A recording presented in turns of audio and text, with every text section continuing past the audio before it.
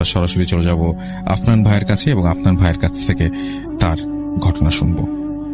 ঘটনাটি যিনি পাঠিয়েছেন তার নাম ফারদিন হোসেন, তিনি পুরান ঢাকার বাসিন্দা। আর আমাদের এই চ্যানেলে ওনার এটি প্রথম পাঠানো ঘটনা। তো ঘটনাটি ঘটেছে ওনার বন্ধুর মামার সাথে। ওনার বন্ধুর মামার নাম শিপন, তবে গ্রামের নামটি বলা যাচ্ছে না, কারণ ওই গ্রামের খুবই সম্মানিত একটি পরিবারের সদস্য ছিলেন এই শিপন। তবে এতটুকু বলা যায় এটি দিনাজপুর জেলার একটি ঘটনা। ঘটনাটা বেশ আগের, 1994 সালের দিকের কথা। এই শিপন মামা গ্রামের খুব নাম করা পরিবারের ছেলে, এটা আমরা প্রথমে বলেছি। ঘটনাটি যখন ঘটে তখন ওনার বয়স আনুমানিক 26 কি 27। বিয়ে করেছেন কিছু মাস হয়েছে। ওনার গ্রামের বাজারে সব থেকে বড় শাড়ির দোকান ছিল।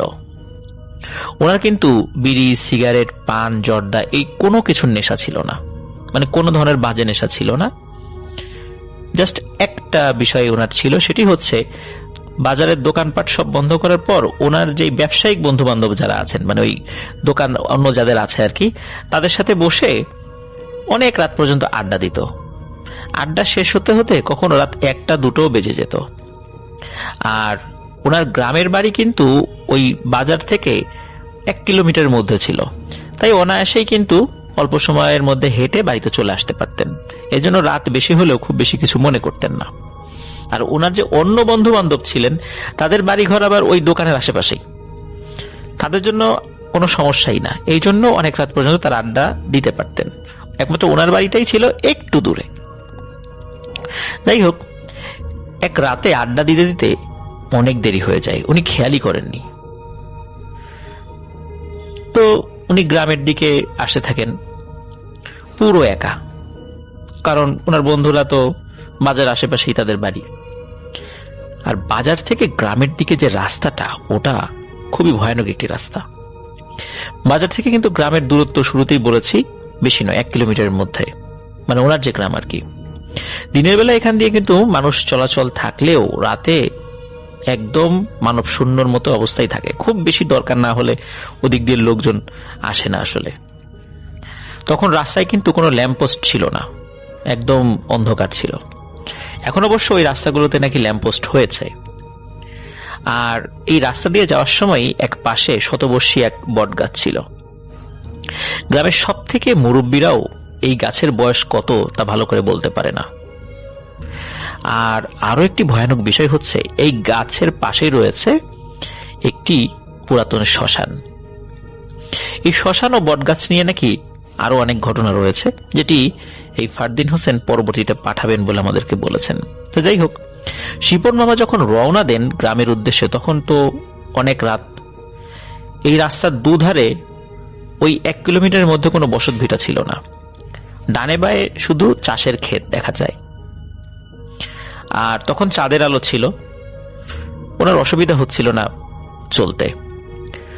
উনি রাস্তার ওই বটগাছটির কাছে যখন আসেন তখন কোনো কিছু কিন্তু দেখেননি, মানে কোনো ধরনের প্যারানরমাল কোনো বিষয় উনি দেখেননি। কারণ হলো, যেহেতু রাতের বেলা উনি দোকান বন্ধ করে আড্ডা দিয়ে অনেক রাতে প্রতিদিনই ফিরতেন বলা চলে, ওনার কিন্তু কোনোদিনও কখনো কোনো সমস্যা হয়নি, মানে একদম স্বাভাবিক, কিছুই দেখেননি।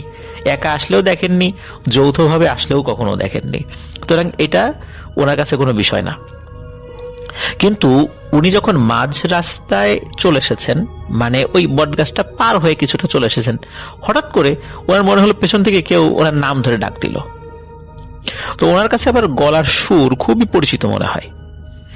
পেছন দিকে ঘুরে দেখেন এটা আর কেউ না, ওনার খুব কাছের একজন বন্ধু, তার নাম হচ্ছে আব্দুল কুদ্দুস। তো উনি কুদ্দুসকে প্রশ্ন করলেন যে, কিরে কুদ্দুস, তুই এখানে কি করিস এত রাতে? তো কুদ্দুস আবার বলে যে, আমাদের উত্তর ক্ষেতে সকালবেলা সেচের পানি দেবে, কিন্তু উত্তর ক্ষেতে যে আইল আছে ওই আইলটা কাটা হয়নি। এখন যদি না কাটি সকালবেলা ভালো পানি পাওয়া যাবে না, মানে পানি পেতে পেতে দেরি হয়ে যাবে, কারণ আজানের পর পরই নাকি ওই সেচ পাম্প স্টার্ট দেবে। এই কারণে এখনই যাচ্ছি ক্ষেতে, ক্ষেতের আইলের সাথে অন্য ক্ষেতের সংযোগ করতে হবে, মানে ওই আইলের একটা জায়গায় কেটে দিতে হবে আর কি, যাতে পানি যেতে পারে। ওনাদের তো ওখানে অনেকগুলো ক্ষেত ছিল, এটা উনি জানতেন, শিবন মামা জানতেন যে উত্তর ক্ষেতে ওই কুদ্দুসদের জমি আছে অনেকগুলো। তো একটা বিষয় কিন্তু শিপন মামার মনে খটকা লাগে, সেটা হলো কুদ্দুস কিন্তু লেখাপড়া নিয়ে থাকে।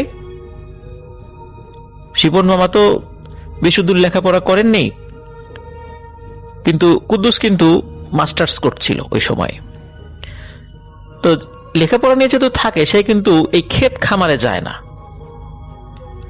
এখন সে তো ক্ষেত খামারে যায় না, তাকে কখনো ক্ষেত খামারে যেতেও দেখেনি। শুধু তাই না, এই কুদ্দুসকে নাকি তার বাড়ি থেকে অনেকবার ক্ষেত খামারের কাজে একটু সহযোগিতার কথা বলা হলেও সে কখনোই এই বিষয়ে আগ্রহ দেখায়নি।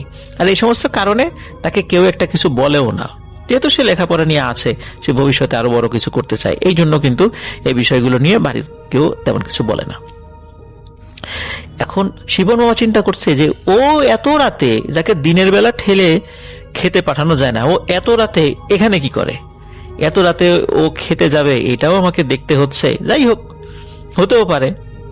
তখন আবার শিবন মামা জিজ্ঞেস করে যে তুই তো কখনো ক্ষেতের ধারে কাছে আসিস না, তো আজ আবার কেন আসলি? তখন ওই কুদ্দুস আবার বলে যে আব্বার শরীরের অবস্থা খুবই খারাপ, এত রাতে সে আসতে পারবে না, বাধ্য হয়ে আমাকেই আসতে হয়েছে।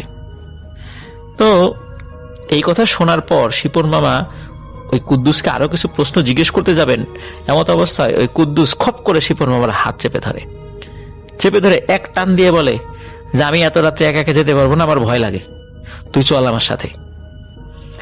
এখন কি করবে, বন্ধু মানুষ, বলতেছে যেতে তো হবেই। তো আসলে উনি কোনো সিদ্ধান্ত নেওয়ার চিন্তাও করতে পারেনি, ওই হাত ধরে টান দিয়েছে। ওই টান দিয়ে কুদ্দুস তাকে ওই রাস্তা থেকে নিচের দিকে, রাস্তা থেকে ওই জমি বেশ নিচু, রাস্তা হলো উঁচু, নিয়ে যাচ্ছে। তো তখন অবশ্য হাত ছেড়ে দিয়েছে, মানে নিচে নামার পর হাত ছেড়ে দিয়েছে। কুদ্দুস আগে আগে যাচ্ছে আর শিবন মামা পেছন পেছন যাচ্ছে। এর মধ্যে মানে হঠাৎ করে এই শিবন মামার কানে এক ধরনের শব্দ ভেসে আসে, সেটা হলো চট চট চট চট শব্দ। অনেক সময় ওই শুকনো খড়ি যখন চুলার মধ্যে পড়ে তখন চট চট শব্দ হয় না, তো মনে হচ্ছে ওরকম পেছন থেকে চট চট শব্দ হচ্ছে। আর মনে হচ্ছে যে ওই মাঠের মধ্যে বেশ আলোকিত। উনি পেছন দিকে তাকিয়ে দেখেন ওই যে বট গাছের কাছে একটা শ্মশান ছিল, পুরাতন শ্মশান, ওই শ্মশানে দাউ দাউ করে একটা চিতা জ্বলছে। আর ওই চিতার আলোতেই মাঠের কিছু অংশ আলোকিত মনে হচ্ছে। উনি চিন্তা করেন কি ব্যাপার, আমি তো মাত্রই আসলাম, সেখানে কোনো মানুষজন দেখলাম না, মৃত দেহ থাকলে তো সেখানে আরো অনেক মানুষজন থাকবে, সেখানে কাউকে দেখলাম না, এখন আবার এই চিতা জ্বালালো কে? তো উনি আবার কুদ্দুসকে বলেন, এই কুদ্দুস, আমি যেটা দেখছি তুই কি তাই দেখছিস? ওই দেখ ওখানে তো চিতা জ্বলছে। এখন কুদ্দুস কোনো কথা বলে না, সে সোজা হেঁটে যাচ্ছে। এখন শিপন মামার মনের মধ্যে খটকা লাগে, কি ব্যাপার, ও কোনো জবাব দিল না, সে হাঁটছে তো হাঁটছেই। তখন এদিকে শিপন মামা খেয়াল করেন যে কুদ্দুস মানে বেশ জোরে জোরে হাঁটছে। এখন কুদ্দুস এবং শিপন মামার সাথে বেশ গ্যাপ হয়ে গেছে, এই জন্য শিপন মামা কি করেন, ওই গ্যাপ কমানোর জন্য একটু দৌড়ান, মানে দৌড়ে কুদ্দুসের কাছাকাছি যাবেন। ওদিকে যে চিতা যে জ্বলছে, এটা কি প্যারানর্মাল বিষয় না স্বাভাবিক বিষয়, এটা নিয়ে কিন্তু ওনার অতটা মাথা ব্যথা ছিল না। কিন্তু খানিকটা আগানোর পরে উনি কি মনে করে আবার পেছন দিকে তাকান ওই চিতার আগুন দেখার জন্য। এবার তিনি যেটা দেখেন, এটা দেখার জন্য তিনি মোটেও প্রস্তুত ছিলেন না। তিনি দেখেন ওই চিতার ভেতর থেকে একজন মানুষ বের হয়ে আসছে, তার সমস্ত শরীরে আগুন জ্বলছে, এবং ওই মানুষ বা অন্য কিছু কিছু একটা ভয়ানক কিছু আর কি, ওটি আকারে বেশ লম্বা, এবং সে সোজা শিপন মামার দিকে হেঁটে আসছে। তখন শিপন মামা প্রচন্ড ভয় পান এবং ওই কুদ্দুসকে বলেন, এই কুদ্দুস, এই দেখ পিছনে কি। তখন কুদ্দুস পিছন দিকে ঘুরে তাকায়। ঘুরে তাকানোর পরে শিপন মামা যেটা দেখেন, এটা আসলে শুধু শিপন মামা কেন, কেউই এটা সহ্য করতে পারবে না। দেখেন ওটা আসলে কুদ্দুস না, ওটা মানুষই না। মানুষের দেহ, কিন্তু মুখমণ্ডলে অনেকগুলো চোখ। দুটো চোখ তো থাকার কথা। নর্মালি আমরা ভুতুরে ঘটনায় কি দেখি? বড় বড় দুটা লাল চোখ, এটাই তো দেখি বা শুনি। কিন্তু দেখে তার মুখমণ্ডল ভর্তি অনেকগুলা চোখ। এই চোখগুলো তার দিকে তাকিয়ে আছে এবং তিনি স্পষ্ট বুঝতে পারছেন। প্রিয় লিসেনার্স, আপনারা চিন্তা করুন, একটা মুখমণ্ডলে যদি নাক, মুখ কিছুই না থাকে, শুধু চোখ থাকে অনেকগুলো, সেটা কতটা ভয়ানক হতে পারে। যখন এই জিনিসটা তিনি দেখেন, তখন ওই কুদ্দুস রূপী ওই অবয়বটি শিপন মামার দিকে তাকিয়ে বলে ওঠেন, তুই আজ শেষ। জাস্ট এতটুকুই বলছে যে তুই আজ শেষ। যখনই এই কথা বলেছে, এখন কুদ্দুস মামা কি করবেন? উনি ওইখান থেকে পালাবেন, কিন্তু ডানে বায়ে ক্ষেত, এখন আইলের উপর দিয়ে কিন্তু দৌড়ানো যায় না, এটা একটা সমস্যা। তারপর উনি পেছন দিকে ঘুরে দৌড়ানোর চেষ্টা করেন। ওদিকে পেছনে ফিরে দেখেন ওই যে শরীরে আগুন জ্বলছিল যে অবয়বটি, সেটি আর নেই, এবং ওখানে কোনো ওই চিতাও জ্বলছে না। এখন কুদ্দুস মামা দৌড়ানোর চেষ্টা করেন, কিন্তু বারবার ওই আইল থেকে তার পা ফসকে যাচ্ছিল এবং কাদার মধ্যে পড়ে যাচ্ছিলেন, মানে ক্ষেতের যে পানি, সেচের পানির মধ্যে পড়ে যাচ্ছিলেন। তারপর তিনি উঠে দৌড়ানোর চেষ্টা করছিলেন, আর উনি মাঝে মাঝে পেছন দিকে তাকাচ্ছিলেন। তিনি দেখতে পাচ্ছিলেন ওই অসংখ্য চোখ সম্বলিত ওই অবয়বটি তার পেছন পেছন আসছে। তিনি চেষ্টা করছিলেন দৌড়ানোর জন্য এবং চিৎকারও করছিলেন। এরপর ওনার কিছু মনে নেই। ওনার যখন জ্ঞান ফেরে, তখন তিনি নিজেকে তার বাড়িতে দেখতে পান। তিনি যখন জ্ঞানে আসেন, তখন পরিবারের সদস্যরা তাকে জিজ্ঞেস করে যে গতকালকে তোকে কে আক্রমণ করেছিল? তখন পরিবারের সদস্যরা যখন এই প্রশ্ন করে আর কি, তখন ওই শিপন মামা অবাক হয়ে যান যে আমার উপর আক্রমণ হয়েছিল, এটা পরিবারের সদস্যরা কিভাবে জানলো? আমি তো এখনো বলিনি। তখন শিপন মামা সব ঘটনা খুলে বলেন। শিপন মামা বলার পর পরিবারের সদস্যরা বলেন যে গত রাত আনুমানিক প্রায় 3টার দিকে গ্রামের 2-3 জন লোক ওই বটতলা দিয়ে হেঁটে আসছিল। হেঁটে আসার সময় হঠাৎ করে ওই শ্মশান যেই পাশটাতে, ওই পাশে খচমচ আওয়াজ তারা শুনতে পান। তাদের একজনের হাতে আবার টর্চ লাইট ছিল। টর্চ লাইট জ্বালানোর পরে তারা দেখতে পান বড় বড় বানরের আকৃতির 4-5টা অবয়ব, এবং কোন একটা মানুষকে টেনে হিসড়ে তারা সেখানে নিয়ে এসেছে। তারা যখনই টর্চ মেরেছে, ওই অবয়বগুলি কোথায় যেন দৌড়ে পালিয়ে গেল। তখন ওই 3-4 জন মানুষ চিন্তা করলেন যে কি ব্যাপার, এখানে কাকে নিয়ে এসেছে, যাই তো। তারা সাহস করে এগিয়ে গিয়ে দেখে ওখানে শিপন পড়ে আছে। তারাই ওইখান থেকে শিপন মামাকে উদ্ধার করে বাড়িতে নিয়ে আসে। এখন ওই লোকগুলোও ভয় পায় যে এই ভয়ানক অবয়বটি, এগুলা কারা, এরকম বানরের মতো, এগুলো তো মানুষ বলে মনে হয় না। তখন শিপন মামা যখন পুরো ঘটনা খুলে বলেন, তখন সবাই বুঝতে পারেন যে গত রাতে শিপন মামার সাথে ভয়ানক একটি ঘটনা ঘটেছে। যদি ওই সময় ওই 3-4 জন মানুষ ওই দিক দিয়ে না আসতেন, আল্লাহর ইচ্ছা ওই দিক দিয়ে তারা এসেছিলেন, তো তাহলে ওই পিশাচগুলো শিপন মামার অবস্থা কি যে করতো, তা তো প্রিয় লিসেনার্স বুঝতেই পারছেন। হয়তো তাকে খেয়ে ফেলার চেষ্টা করতো, কারণ ওই উদ্দেশ্যে ওখানে নিয়ে এসেছিল, কিন্তু কোনো কারণে তারা পারেনি। আল্লাহর ইচ্ছা ছিল না ওই সময়, এই জন্য সেটা হয়নি। তো যাই হোক, এই ঘটনার পর শিপন মামার বাবা উনি চিন্তা করেন, যেহেতু সে পিশাচের খপ্পরে পড়েছিল, পরবর্তীতে আরো ঘটনা ঘটতে পারে। এই জন্য তিনি চিন্তা করেন যে ভালো একজন হুজুরকে ডেকে নিয়ে আসি, কারণ ওর শরীর অবস্থা ভালো না, এখন ওকে নিয়ে আর যাব না হুজুরের কাছে, হুজুরকেই ডেকে নিয়ে আসি, সেটাই ভালো হবে। তো উনি হুজুরকে ডাকার জন্য চলে যান বাড়ি থেকে। এর মধ্যে কি হয়, শিপন মামা বেশ স্বাভাবিক, ওনার কিন্তু মানে কোনো জ্বর টরও আসেনি, বেশ স্বাভাবিকই বলা চলে। খুব ক্ষুধা লেগেছে ওনার, তো ওনার মাকে বলেন যে মা খুব ক্ষুধা লেগেছে, ভাত খাবো। তো ওনার মা বলেন যে ঠিক আছে, আমি খাবার নিয়ে আসি, তুই বস। তখন ওনার মা যখন খাবার নিয়ে শিপন মামার কাছে এসেছেন, তখন দেখে শিপন মামা মাটিতে পড়ে আছে। কিন্তু উনি উপর হয়ে পড়ে থাকলেও ওনার মাথাটা কিন্তু পেছন দিকে, মানে উপর হয়ে পড়া বলতে আমাদের বুক এবং মাটি লেগে থাকবে, পিঠ থাকবে উপরে, কিন্তু মাথা কিন্তু ওই মাটির দিকে থাকবে। কিন্তু বিষয়টি হয়েছে উল্টো, ওরা মাথাটা ঘোরানো, মনে হচ্ছে কেউ মাথাটা ঘুরিয়ে মানে ঘাড় ভেঙে ফেলেছে, এবং ওনার চোখ দুটি অস্বাভাবিক রকমের বড় হয়ে আছে, মনে হচ্ছে এখনই ওই দুটো চোখ ছুটে বের হয়ে আসবে তার মানে মাথা থেকে। এই দৃশ্য দেখে কোনো মা কি সহ্য করতে পারে? তার মায়ের হাত থেকে খাবার পড়ে যায়, চিৎকার দিতে থাকেন, আশপাশ থেকে লোকজন চলে আসে, সবাই এসে দেখে যে শিপন মামার এই অবস্থা। অথচ কিছুক্ষণ আগেই অনেকেই তার সাথে কথা বলে গেছে। এমনটা কেন হলো? কে এই কাজটা করলো? বাড়িতে কান্নার রোল পড়ে যায়। কিছুক্ষণের মধ্যেই ওনার বাবা সেই হুজুরকে নিয়ে আসেন।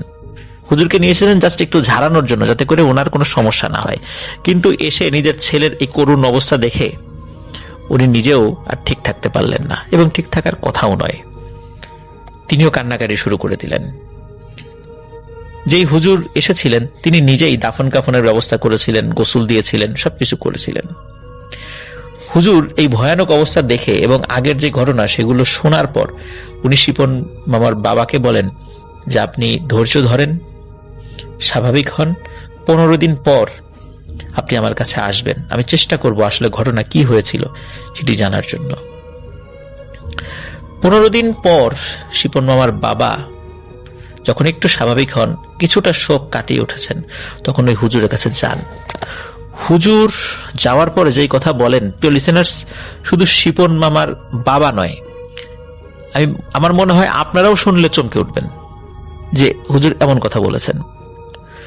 হুজুর বলেন যে শিপন মামা কেন মারা গেছে সেটা তিনি জানতে পারেননি। কারণ হলো শিপন মামাকে কোনো পিশাচ যে মেরেছে এরকম কোনো প্রমাণ নাকি পাওয়া যায়নি। ওই হুজুরের সাথে অনেক ভালো ভালো জিন রয়েছে। এই জিনরা নাকি এই 15 দিন ধরে অনেক খোঁজ খবর নিয়েছে, অনেক চেষ্টা করেছে জিনেরা, তারা নাকি কোনো তথ্যই বের করতে পারেনি যে শিপন মামার সাথে এই যে ঘটনা ঘটেছে কারা ঘটিয়েছে। এটা মানুষ তো অবশ্যই না, কিন্তু কোনো জিন এবং পিশাচের অস্তিত্বই নাকি পাওয়া যায়নি। এটা কিভাবে সম্ভব? প্রিয় লিসেনার্স, আমরা কিন্তু বিভিন্ন ঘটনায় দেখতে পাই যে হুজুররা বলে যে এই কারণে ঘটনা ঘটেছে, এই সমস্যা হয়েছিল, অমুক জিন এই কাজ করেছে, তুমি এই সময় এই দিক দিয়ে গিয়েছিলে যার কারণে অমুক জিন তোমার পিছে লেগেছিল। কিন্তু এখানে কি হলো, এই জিনেরাও পর্যন্ত খোঁজ খবর নিয়ে কিচ্ছু জানতে পারেনি। তাহলে আপনারাই চিন্তা করেন এই ভয়ানক পিশাচগুলো কি শক্তিশালী জিন যে তারা তাদের কাজের কোনো প্রমাণ রেখে যায়নি, অন্য জিনেরা এসেও কোনো প্রমাণ খুঁজে পায়নি। এটা অকল্পনীয় ব্যাপার। এরকম সাধারণত খুবই কম হয়, খুবই কম। যাই হোক, হুজুর বলেছিলেন যে আমি আরো খোঁজ খবর নেই, আসলে কি হয়েছিল দেখি যদি জানতে পারি, আপনি পরে আসুন। কিন্তু পরে এসে আর কি হবে, তার ছেলে তো আর ফেরত আসবে না।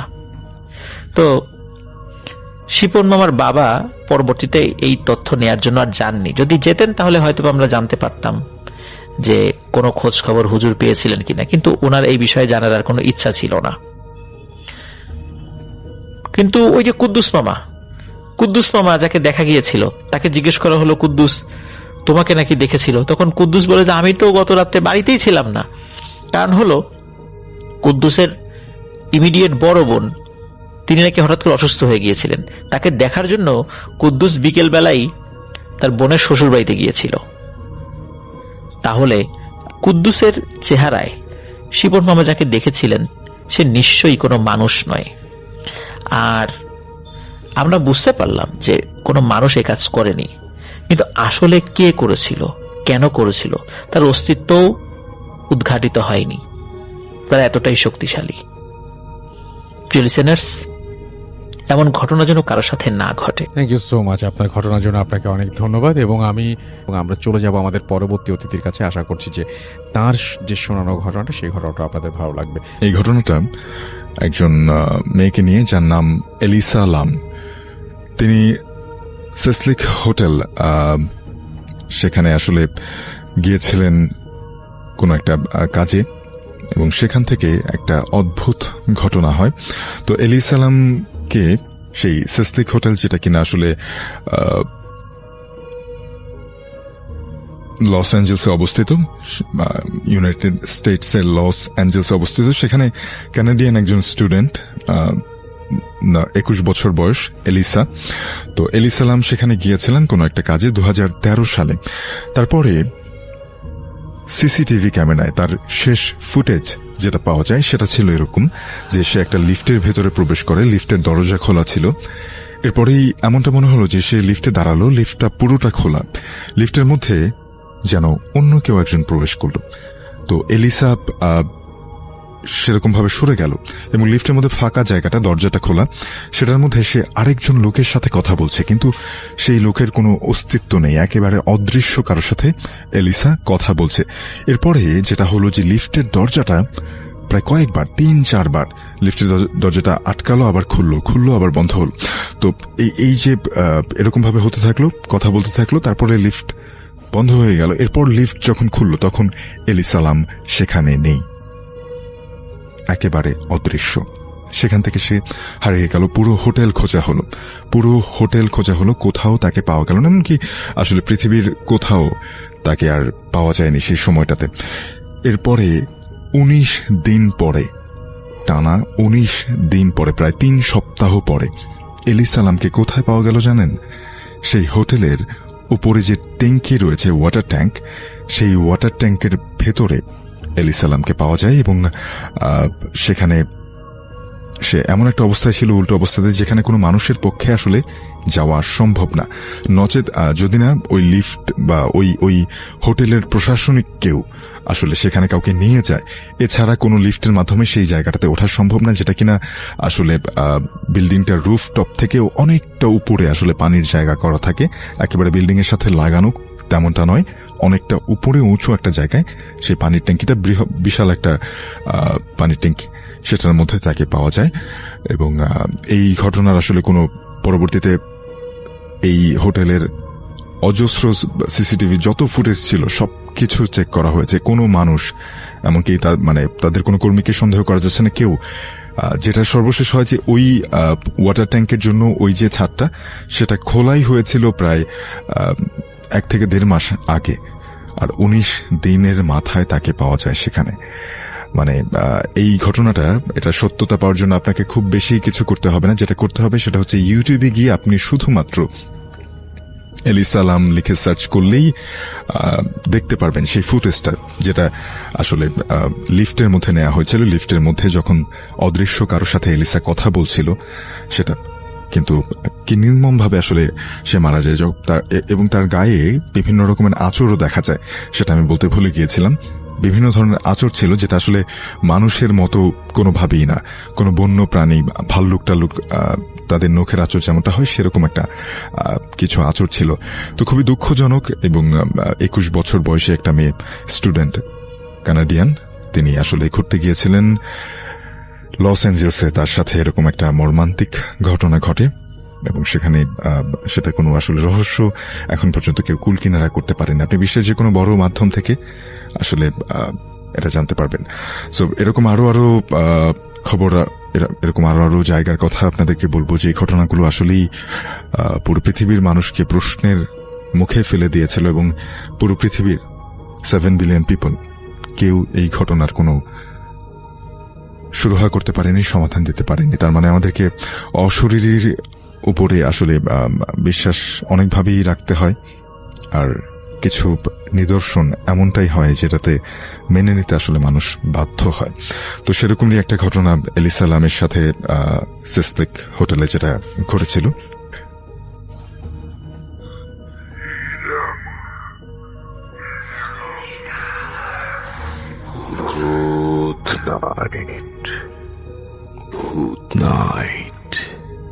আসসালামু আলাইকুম শাফিন ভাই। ওয়ালাইকুম আসসালাম। আমি মোবাশ্বির আশরাফ। আমি ভূতে বিশ্বাস করি। আমি বেশ কয়েকবারই ভৌতিক অভিজ্ঞতার সম্মুখীন হয়েছি। তখন আমি ক্লাস 8-এ পড়তাম। মা নানু বাড়িতে বেড়াতে গিয়েছিলেন, বাসায় আমি একা। তখন আমার সারা রাত জেগে পড়াশোনা করার অভ্যেস ছিল। তো প্রতিদিনের মতো ওই রাতেও আমি পড়ছিলাম। আমার রুমে একটা বড় আয়না ছিল। আমি বারবার আয়নাতে তাকিয়ে আমার হাঁটা চলার ধরন, নিজের বাক্য পাঠের ধরন দেখে হেঁটে হেঁটে পড়তাম। আমি পড়তে পড়তে সেই রাতে বারবার চুল ঠিক করছিলাম। কিছুক্ষণ পর হঠাৎ আয়নাতে লক্ষ্য করলাম আমার পেছনে একটা কালো লম্বা চুলওয়ালা কুৎসিত অবয়ব হেঁটে আমার রুম পার হচ্ছে। দেখে আমি আঁতকে উঠলাম। এর আগে আমি দাদুর কাছে অনেক শুনেছি যে রাতের বেলা আয়না দেখা ভালো না। আমি এই আয়না দেখার জন্য অনেকবার বকা খেয়েছি, কিন্তু তখন তেমন একটা পাত্তা দেইনি। কিন্তু ওই রাতে আমি প্রচুর ভয় পেয়েছিলাম। আমি অবয়ব দেখার পর কিছু বলতে পারছিলাম না। আমার দুটো চোখই হঠাৎই অন্ধকার হয়ে আসছিল।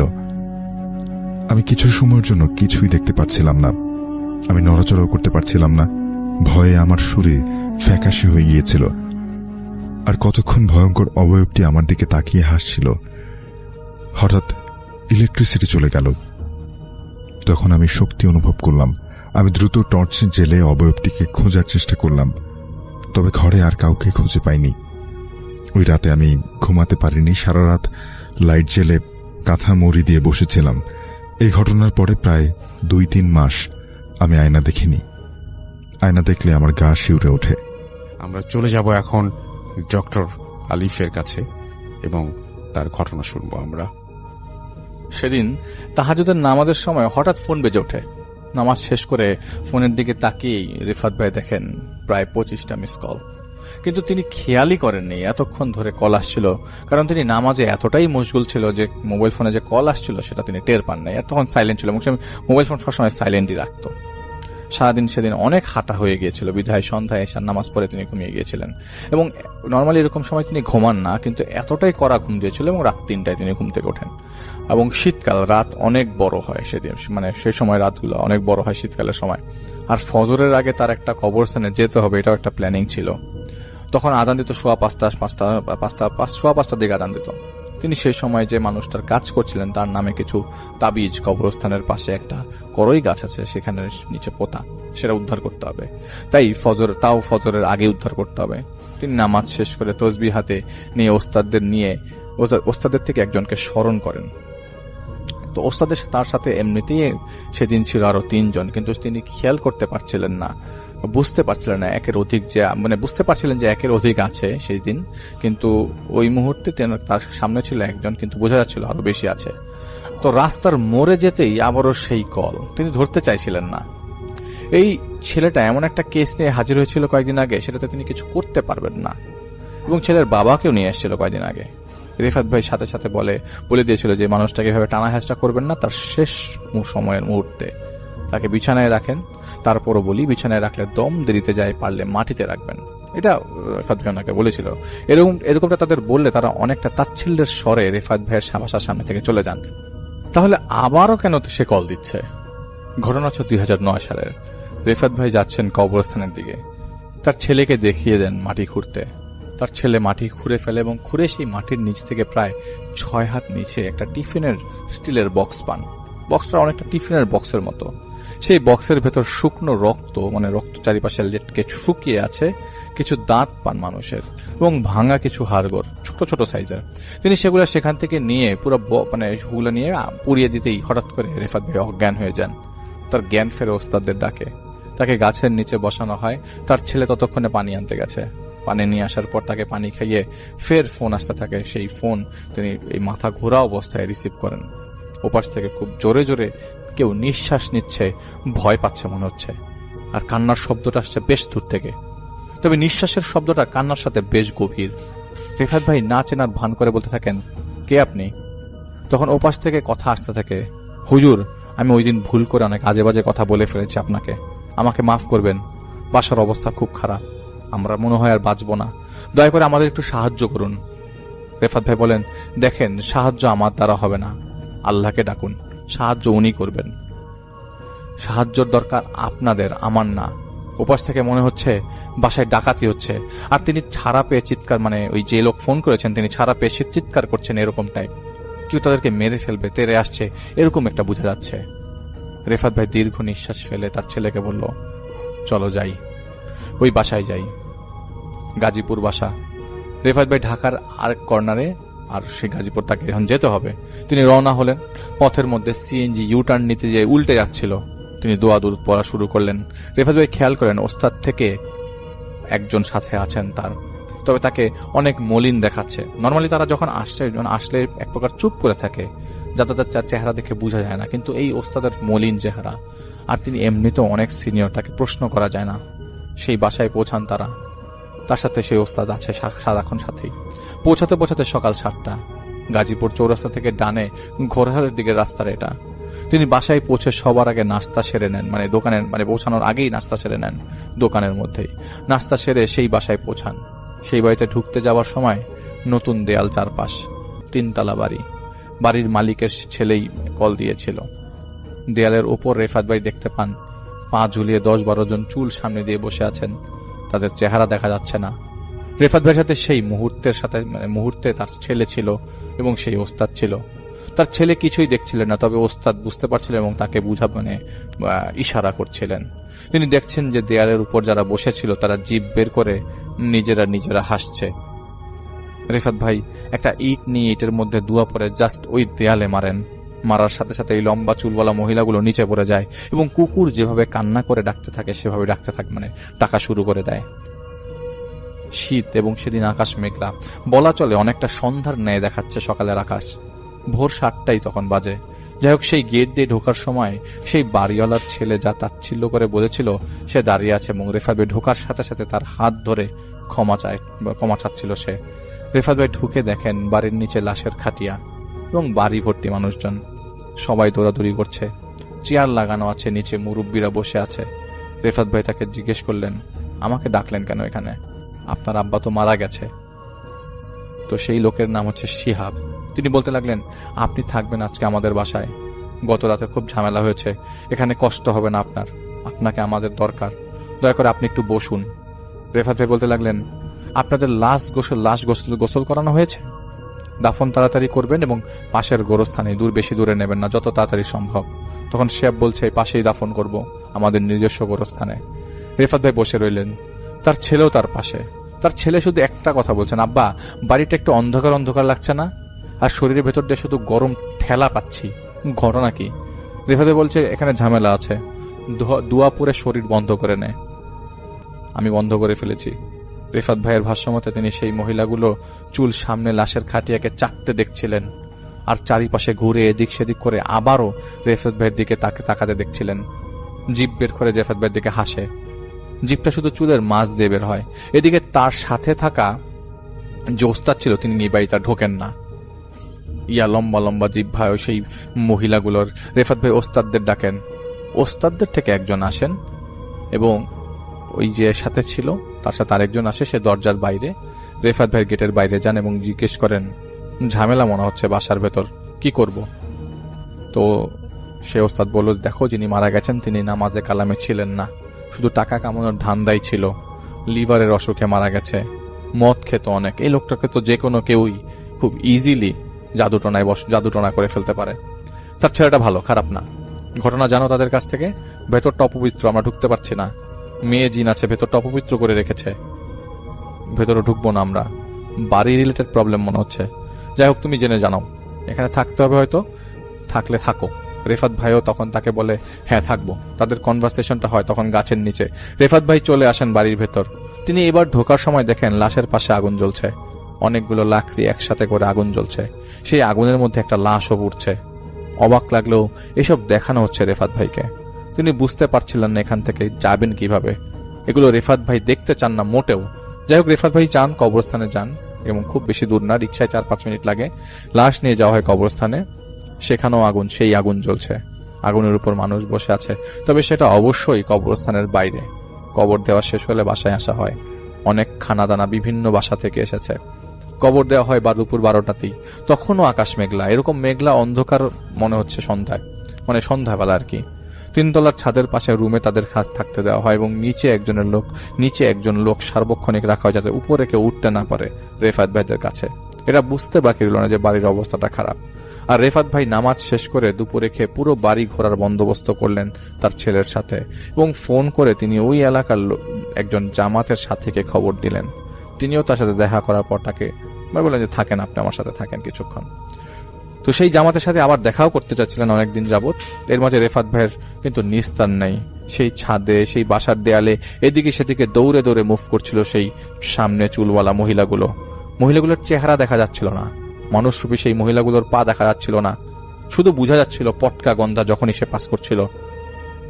সেটা শুধু শিহাবের ফুল ফ্যামিলি পাচ্ছিল, মানে শিহাবের ওয়াইফ পাচ্ছিল এবং রেফাত ভাই পাচ্ছিল। বিকেলের ছাদে চেয়ারে বসে ঘটনা বলা শুরু করে শিহাব ও তার স্ত্রী। তাড়াতাড়ি সন্ধ্যা হয়ে যায় তখন। শিহাবের স্ত্রী এবং শিহাব এই দুইজন ছাড়া শিহাবের এক ফুপু ও ফুপুর ছেলে এসে বাসায় থাকে। শিহাবের ফুপুর ছেলে তখন চাকরি করছিল একটা কোম্পানিতে এবং শিহাবের বাবাই তখন সেই লেখাপড়া খরচ নিয়ে শিহাবের আপন ফুপু। যাই হোক, শিহাব যখন ইউনিভার্সিটি শেষ করে বিয়ে করছে, বিয়ের দিন বউ নিয়ে এলো রাতের বেলা এবং শিহাবের বাবার সেদিন রাতে হঠাৎ করে বমি এবং বমির সাথে রক্ত। শিহাব সাথে সাথে অবস্থার অবনতি হতে দেখলে সেই কাপড় চোপড় যেটা পরে বিয়ে করছে সেটা দিয়েই তাকে হাসপাতালে নিয়ে যায়। হাসপাতালে পৌঁছায় রাত 3টায়। গাড়ির ড্রাইভার দুনিয়ার সব চেনে, কিন্তু সেদিন কোনো হাসপাতাল খুঁজে পাচ্ছিল না। শুরুতে একটা হাসপাতাল পেল, সেখানে ডাক্তাররা দেখবে না বলে রিফিউজ করে দেয়। রাস্তার মধ্যে আরেকটা জায়গায় একজন ডাক্তারের চেম্বার পরে, সেইখানেও একই অবস্থা। বলতে থাকেন যে ড্রাইভার বলে যে আমি গাড়িতে গ্যাস ভরি, আপনারা দেখেন ডাক্তার পান কিনা। তো ড্রাইভার পাশের গ্যাস স্টেশনে যায় এবং যাওয়ার পর ব্যাক করে ডাক্তাররা তাকে রিফিউজ করে যে না, এখানে দেখা হবে না, ঢাকায় রিফিউজ করে, ঢাকায় রেফার করে দেয়। ঢাকায় নিয়ে আস্তে আস্তে ভোর 4টা, গরম অনেক। হাসপাতালে পৌঁছানোর পর ইমার্জেন্সি থেকে তাকে বেডে শিফট করা হয়। রক্ত পড়া বন্ধ হচ্ছিল না। পরে ওটিতে নিয়ে যাওয়া হয়। ওটি থেকে বেডে শিফট করা হয়। এটা কিন্তু মারা যাওয়ার আগের ঘটনা। এবং সেখান থেকে ডিউটি ডাক্তার এসে কিছু টেস্ট করতে দেয়। সেই টেস্ট করিয়ে পরদিন ডাক্তাররা বলে লিভারে প্রবলেম হয়ে গেছে, লিভার সিরোসিস ধরা পড়েছে। কিন্তু এত রক্ত তো এখানে পড়ার কথা না। যাই হোক, রক্তবমি সেদিন রাতে হঠাৎ বন্ধ হয়ে যায়। পরে শিহাব দেখতে আসলে বলে যে শিহাবের বাবা নাকি ওটির ভেতর কয়েকজন মহিলাকে দেখতে পান, তাদের শরীর চুলে ঢাকা। তারা একটা মৃত মানুষকে যেমনে পারলো অন্য স্ট্রেচারেও যেটা ওটিতে রাখা ছিল সেখানে কোপানো অবস্থায় পা ছিটকে পড়লো এক পাশে, হাত ছিটকে পড়লো আরেক পাশে। কিন্তু তখনও শিহাবের বাবার রক্তবমি হচ্ছিল ভয়ে। একসময় তিনি জ্ঞান হারিয়ে ফেলেন। রক্তবমি নেই, কিন্তু সেই দৃশ্য শিহাবের বাবা ভুলতে পারছিলেন না। সেটা তিনি শিহাবকে বলেন, কেন তা যে শুধু তিনি দেখতে পাচ্ছিলেন সেটা তিনি বলছিলেন। বাকিদের নাকি ভেদ করে এই জিনিসগুলো তার সামনে ঘটছিল। 3 দিনের দিন ডাক্তাররা সেদিন একটা গুড নিউজ দেয় যে মোটামুটি একটা অবস্থায় আছে। লিভার সিরোসিস যেটা মহামারী পর্যায়ে না এখনো, তবে ঠিক হওয়ার চান্স আছে। মেডিকেশন দিয়েছে, কি দিয়েছে। যাই হোক, সেদিন রাতের বেলা গাড়িতে উঠবে শিহাব, বাসায় চলে আসবে। তার বাবা তখন হাসপাতালে। শিহাব দেখেন হাওয়ার মতো কি যেন হাসপাতালের দিকে ছুটছে এবং তার বাবা যে ফ্লোরে আছে সেই ফ্লোরের চারিপাশে কেমন আলোকিত হয়ে আছে। বুঝতে পারছিলেন না তিনি গাড়ি করে বাসায় চলে যান। রেফাত ভাই ইশারা করলেন, থামেন, পরে কথা বলবো। ওই মুহূর্তে চা নিয়ে এসছেন শিহাবের ফুপু। তিনি যাওয়ার পর শিহাবকে বলেন এখন বলেন তারপর কি হলো। তারপর শিহাব বলল, বাসায় নিয়ে আসলাম আব্বাকে। বাসায় নিয়ে আসার পর প্রায় সময় হঠাৎ আব্বা জ্ঞান হারিয়ে ফেলতো এবং অজ্ঞান হয়ে যেত, এবং যখনই অজ্ঞান হয়ে যেত পুরো বাসার টেম্পারেচার ঝামেলা হতো। ধরুন আমি সেদিন আব্বা অজ্ঞান হয়ে গেছে, আমি বাসায় আসলাম, দেখলাম বাসা আগুনের মতো গরম, কিন্তু বাইরে এরকম গরম না, এমনকি এসির ভেতরও গরম লাগছে। আবার মাঝে বাইরে অনেক গরম, বাসার ভেতরে বরফের মতো ঠান্ডা। এই বাড়িটা নতুন করা হয়েছে, এখানে অনেক জায়গা জমি আছে আমাদের, সেগুলো দেখাশোনা করা এবং সেগুলোতে 3 সেটের বাড়ি আছে কয়েকটা, সেগুলোর ভাড়া তোলা এবং হিসাব রাখা মোটামুটি আমিই করছিলাম। তো বাড়িতে সবসময় থাকা হতো না, কিন্তু ঝামেলা হয়ে এই 1-2 মাস আব্বা মারা যাওয়ার আগে দিয়ে আব্বাকে প্রায় সময় রেল লাইনের উপরে ঘুমন্ত অবস্থায় পাওয়া গেছে। আবার আজকে যেখানে আব্বাকে কবর দেওয়া হলো সেখানেও প্রায় সময় পাওয়া গেছে, তবে অবশ্যই কবরের ভেতরে পাওয়া যায়নি কখনো। গেটের সামনে পাওয়া গেছে। আব্বাকে বসা অবস্থায় পাওয়া গেছে। আব্বাকে জিজ্ঞেস করলে আব্বা বলতো সে জানতো না সে এখানে কিভাবে এসছে। প্রথম তার আব্বার সমস্যা ও ডাক্তার দেখানোর পর যখন মনে হলো এটা আসলে তার আব্বার হাতে না, তখন তাকে কিছু হুজুরও দেখানো হয়। হুজুররা যেদিন পরা পানি দিত সেগুলো খেলেই আব্বার রক্তবমি শুরু হইত এবং প্রায় সময় পেটের ভেতর থেকে রক্তের সাথে পিত্ত যেরকম কালো দেখা যেত সেরকম সবুজ কি যেন কালো সবুজ কি যেন পড়তো। সেগুলো পরিষ্কার করা হতো কিন্তু গন্ধটা যেত না। তার আব্বা মারা যাওয়ার 1 মাস আগেও এরকম রক্তবমি হচ্ছিল এবং সেটা শিহাব ভাই নিজ চোখে দেখে এবং সেটা শিহাব বলছে যে আমি নিজ চোখে দেখি। জানালার মধ্যে মধ্যবয়স্ক একজন মহিলা দাঁড়িয়ে আছে। এরকম কাউকে আমি আগে কখনো দেখি নাই। ভিক্ষা নিতে অনেক মহিলা আসে, গেটের বাইরে নক করলে আমরা দিয়ে দেই। জানালা ধরে এরকম আমার আব্বার রুমে কাউকে তাকিয়ে থাকতে দেখিনি। কিন্তু সেদিন সেই যে মহিলাটা দেখেছি তার চেহারাটা আমি ভুলতে পারি নাই। এর মধ্যে কিন্তু রেফায়েত ভাই এই যে তিনি এরকম চুলওয়ালা মহিলা দেখছে, দেয়ালের উপর বসে থাকতে দেখছে, বাসার ভিতরে মুভ করতে দেখছে, তার সামনে দিয়ে হাঁটতে দেখছে, গন্ধ পাচ্ছে, এগুলো কিন্তু কিছুই তিনি শেয়ার করেন নাই। তো সে ভাই বলছে এরকম মানুষ হয় না, এত ময়লা মানুষ হয় না, এত অপবিত্র। শিয়াব ভাইয়ের স্ত্রী বলছে বাড়ির মধ্যে গন্ধ তো মোটামুটি আপনার নাক ছিটকানো দেখেই বুঝতে পারছি আপনি পাচ্ছেন। এটা কিন্তু সবাই পায় না। আমার আত্মীয় স্বজনরা আসলে কিন্তু এখানে এটা পায় না, কিন্তু আমি কিন্তু আমার আত্মীয় স্বজনরা থাকা অবস্থায় আমি পেয়েছি। আমরা এই কয়জন ছাড়া কেউ পেত না। ওই বাসায় একটা ইজি চেয়ার আছে। সেদিন দুপুরবেলা এটা আগের ঘটনা, দুপুরে রান্না করে শিয়াব ভাইয়ের স্ত্রী নিচে নেমে জিজ্ঞেস করতে গেছে, মানে শিয়াব ভাইয়ের স্ত্রীর শিয়াবের বাবাকে, যে আব্বা খাওয়া দিয়েছি, গোসল করে নেন, এরকম বলতে যাবেন। তিনি দেখেন ইজি চেয়ারে গলায় দড়ি, আর দড়িটা উপরে ঝুলছে তার আব্বার গলার মধ্যে, কিন্তু উপরে দড়িটা কিছুর সাথেই বাঁধা না। তিনি আব্বা বলে জোরে একটা চিৎকার দিয়ে অজ্ঞান হয়ে পড়ে যান। পরে জানা গেছে গোসল করছিল শিয়াব ভাইয়ের বাবা। এর মধ্যে রাত 12টায় একদিন শিয়াব ভাই বাথরুমে গেছে, ঢুকেই দেখেন বাথরুমে যে পাশে আয়নাটা ছিল বেসিনের উপরে, সেখানে আয়নাটা নাই। আয়না গেছে বাথরুমের ঝর্ণার পাশে, না শাওয়ারের পাশে। সেই আয়না এখানে কিভাবে এলো এই চিন্তা করতে করতে শিয়াব ভাই আয়নার দিকে তাকিয়ে দেখেন আয়নার মধ্যে একজন মহিলাকে দেখা যাচ্ছে। সেই মহিলা আয়নার মধ্যেই আগুনে পুড়ছে এবং জোরে জোরে হাসছে। তিনি সাথে সাথে বের হয়ে যান এবং বাসায় তার স্ত্রীকে জানায়, তার ফুপুকে জানায়। তার ফুপু ও স্ত্রী তাকে সান্ত্বনা দেন অনেক, এবং স্ত্রীর বাসা থেকে তার স্ত্রীর এক মামাতো ভাইকে আনা হয় পরের দিন। সেই ছেলেটা কয়েকদিনের জন্য আসে এবং দোয়া কালাম পরে সারাক্ষণ পানি ছিটাতো এখানে, ওই বাড়িতে সন্ধ্যার সময় সকালবেলা পানি ছিটাতো, এবং যখনই পানি ছিটাতো তখনই নাকি বাইরে থেকে জোরে জোরে শিয়ালের ডাক পেত, এবং সেটা সবসময় সন্ধ্যার দিকে পাওয়া যেত। অথচ সে এলাকায় কিন্তু শিয়াল নেই।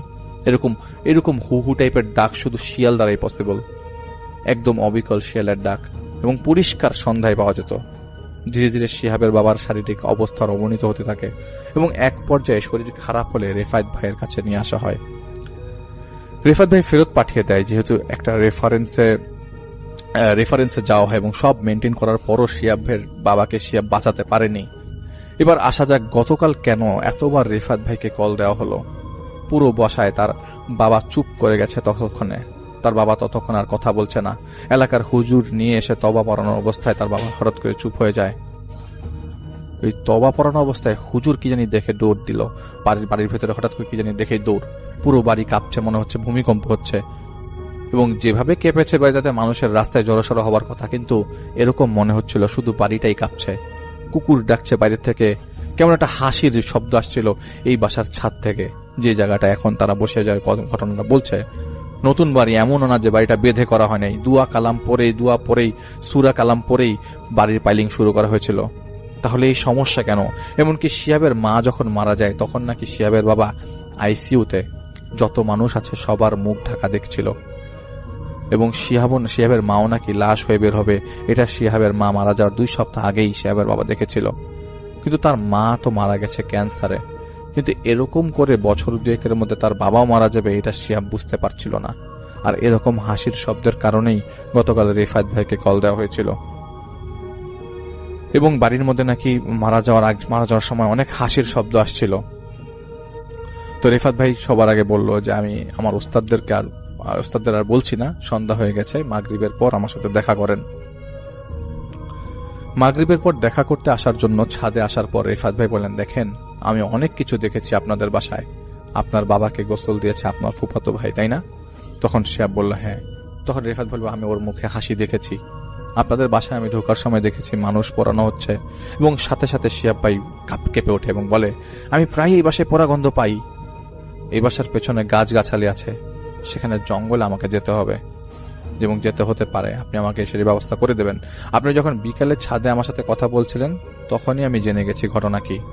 আপনার কথা শুনতে শুনতে রেফাত ভাইয়ের সাথে থাকা ওস্তাদরা নাকি বলতে থাকে যে এখানে কি হয়েছে, কে কি করেছে।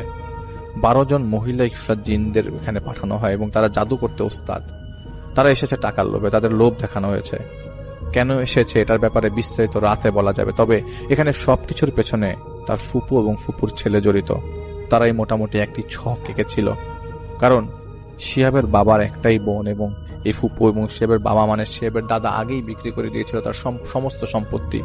শিহাব এই সম্পত্তি নিজের হাতে গড়ে তোলেন, তার বোনকে নিজের হাতে লালন পালন করেন, বোনের বিয়ে তিনি নিজেই দিয়েছিলেন। কিন্তু পরে তার স্বামী মারা গেলে তিনি তার কাছেই থাকতেন। লোভে লোভেই সব শেষ হয়ে যায়, তারও হয়তো একদিন শেষ আছে। শিহাবের কোনো ভাই বোন নাই, শিহাব একা, তাই সবকিছুতে মূল কেন্দ্র এখন শিহাব। বিয়ে করানোর পর তাকে তাদের কাজ আরো জোরালো করা হয়, আর তার শুরুতে বিয়েটাও হচ্ছিল না তাদের এই কাজকর্মের কারণে। এবার তাদেরকে বাসা থেকে বিতাড়িত করতে হবে। শিহাব কেমন জানি এই কথাটা শোনার পর চুপ করে গেল। ওদের রাগ জিনিসটা কাজ করছে না কেন? কারণ সাধারণ মানুষ এই জিনিস শুনলে রেগে ফেটে আগুন ধরে যাওয়ার কথা। এখানে কারণটা হচ্ছে ওকে ভালো করে জাদু করতে পারেনি এবং শিহাব শুনছে সবকিছু, কিন্তু অ্যাকশনে যেতে পারছে না। বাড়ির উপরে এখন যেটা করতে পারেনি সেটা অজানা, কেন শিহাবকে জাদু পুরাটা করতে পারেনি। রেফাত ভাই নিচে নামেন এবং শিহাবকে নিয়ে নামেন, এবং শিহাবের কথা বের হচ্ছে না কেন জানি। ফুপুকে সে সম্মান করত। শিহাবের স্ত্রী বলে ওঠেন, আপনি আপনার, যেহেতু শিহাব বলতে পারছিল না, শিহাবের স্ত্রী বলে ওঠেন, আপনি আপনার ছেলে বাসার থেকে এই মুহূর্তে আপনাদের জিনিস নিয়ে বের হয়ে যাবেন, 1 মিনিট যেন দেরি না হয়। সে সময় উপস্থিত ছিল শিহাবের স্ত্রীর সেই মামাতো ভাই যাকে নিয়ে আসা হয়েছিল, শিহাবের রেফাত ভাইয়ের ছেলে, এবং ওস্তাদরা তো ছিলই, এবং ওস্তাদরা সব বাড়ির বাইরে ছিল। ঝগড়া, এবং তারা এক সময় ঝগড়া শুরু করে দেয়, তারা যেতে চাচ্ছিল না, তারা এই টাকা পায় ওই টাকা পায়, এই সময় এইসব জিনিস শুরু করে দেয়। এরপর শিহাব হঠাৎ করে রেগে বসে এবং বের হয়ে যেতে বলে, কারণ শিহাবকে ওই মুহূর্তে নিচে নামানো হয় দুয়া পরে, এবং শিহাবের শরীর বন্ধ করে ততক্ষণে জমজমের পানি খাওয়ানো হয়ে গেছে শিহাবকে। রেফাত ভাই চুপ করে গেছেন, তিনি কোনো কথা বলছিলেন না। পারিবারিক বিষয়ে এত কথা বলা যায় না। রাত হয়েছে, তারা বের হয়ে যায়, তাদের কিছু জিনিস আছে সেগুলো ওগুলি নিয়ে নিতে হবে। যেহেতু অনেকক্ষণ বাকবিতণ্ডার পরে তারা বের হয়ে যায়, কিন্তু তারা যে ফুপুর ছেলে কিন্তু বের হয়ে যায় এবং তাদের কিছু জিনিসপত্র রেখে যায়, এবং তারা বলে যে আমরা এটা পরে এসে নিয়ে যাব। তো বাকবিতণ্ডার পর তারা বুঝে গেছে যে কেন রেফাত ভাই এই বাসায়, এবং তাদের ঘটনা কি জেনে গেল কিনা। রেফাত ভাই ততক্ষণে জমজমের পানি ছিটিয়ে পুরো বাসা বন্ধ করে ফেলে এবং পুরো বাড়ির 4 কোণায় 4টা পাথর পরে রাখেন। সেগুলিতে কিছু একটা পড়া ছিল, কিছু একটা লেখা ছিল, এবং কুরআনটা রাখা হয় বাড়ির মাঝখানে। সেই কুরআনের মধ্যে ধুল পড়েছিল, সেই কুরআনটা পরিষ্কার করে বাড়ির মাঝখানে রাখা হয় এবং সেটি পড়ার আমল দেওয়া হয়, এবং নামাজ পড়া মাস্ট বলে রেফাত ভাই সেই বাড়িটা সেখান থেকে চলে যায় এবং প্রথমে যায় একটি কবরস্থানে, এবং সেই কবরস্থানের ভেতর থেকে একটি পুরাতন কবর বলা চলে, সেটার ভেতর থেকে গর্ত করে ফেলে রেফাত ভাই। তখন রাত এবং মোবাইলের আলোয় ঠিক মতো বোঝা যাচ্ছিল না আসলে কি আছে। তিনি গর্তে হাত এক প্রকার অন্ধের মতো দিয়ে একটা পুটলি পান। পুটলি ধরতেই রেফাত ভাইয়ের হাতে ধারালো লাগে, বোঝা যাচ্ছিল ভিতরে ধারালো কিছু আছে। ভেতরে তিনি একটা ছুরি পান এবং ছুরির ভেতরে একটা মানুষ আঁকা এবং অনেকগুলো পিন পান, সাথে 2টা ছবি, একটা শিহাবের ও একটা শিহাবের স্ত্রীর, এবং সেই ছবির মধ্যে কলম দিয়ে বহু কিছু আঁকা। সেগুলো তিনি তার ছেলেকে পুড়িয়ে দিতে এবং সেই জায়গা ত্যাগ করে চলে যান। বাড়ির পেছনের যে জঙ্গলটা আছে সেখানে একটা বাচ্চার লাশ দাফন করা হয়েছিল অনেক আগে। সেই লাশ সেখানে কিভাবে জানি এটা পাওয়া যায়, সেই গর্তের ভিতরে সেই ছোট বাচ্চার একটা লাশ, সেই জঙ্গলের ঠিক মাঝখানে, সেই জঙ্গলের ভেতরে সেই লাশের এই কবরের ভেতরে তিনি আরেকটা পুটলি পান। সেই পুটলির মধ্যে সেইম ভাবে আরেকটা ছুরিতে শিহাবের বাবার এবং শিহাবের বাবার ছবিটার ভিতরে ছুরির ভিতরে ঢোকানো। তো সেগুলো সেখান থেকে পুড়িয়ে দেন, এবং যেহেতু ছুরিগুলা পুরানো যাচ্ছিল না, সেই ছুরিগুলা তিনি ওস্তাদদেরকে দিয়ে দেন, এবং রেফাত ভাই সেই বাড়ি তার ফেরত যান না, তিনি তার বাসায় চলে যান। পরের দিন রেফাত ভাই ফোন করেন, জিজ্ঞেস করেন কি অবস্থা। তখন ওই শিহাব ভাই বলেন যে আপনারা গতকালকে বাসায় যাওয়ার পর থেকে রাতে 10টার পর থেকে এই 11টার পর থেকে এই বাসায় তেমন একটা, আমি এতদিন যাবত মনে হচ্ছিল এই বাসার মধ্যে অ্যাবনর্মাল কিছু আছে, এই বাসার মধ্যে আমার পাশ দিয়ে কেউ হেঁটে গেল, আমার ভেতর থেকে গরম কিছু পাস করলো, এই জিনিসগুলো ফিল করছি না। মনে হচ্ছিল পুরো বাসাটা ঠান্ডা হয়ে আছে। পুরো বাসায় তো তখন কেউ নাই, শিহাবের স্ত্রী, কাজের মেয়ে আছে 2টা, এবং এই শিহাবের স্ত্রীর মামাতো বোন, মামাতো ভাই, এছাড়া আর কেউ নাই।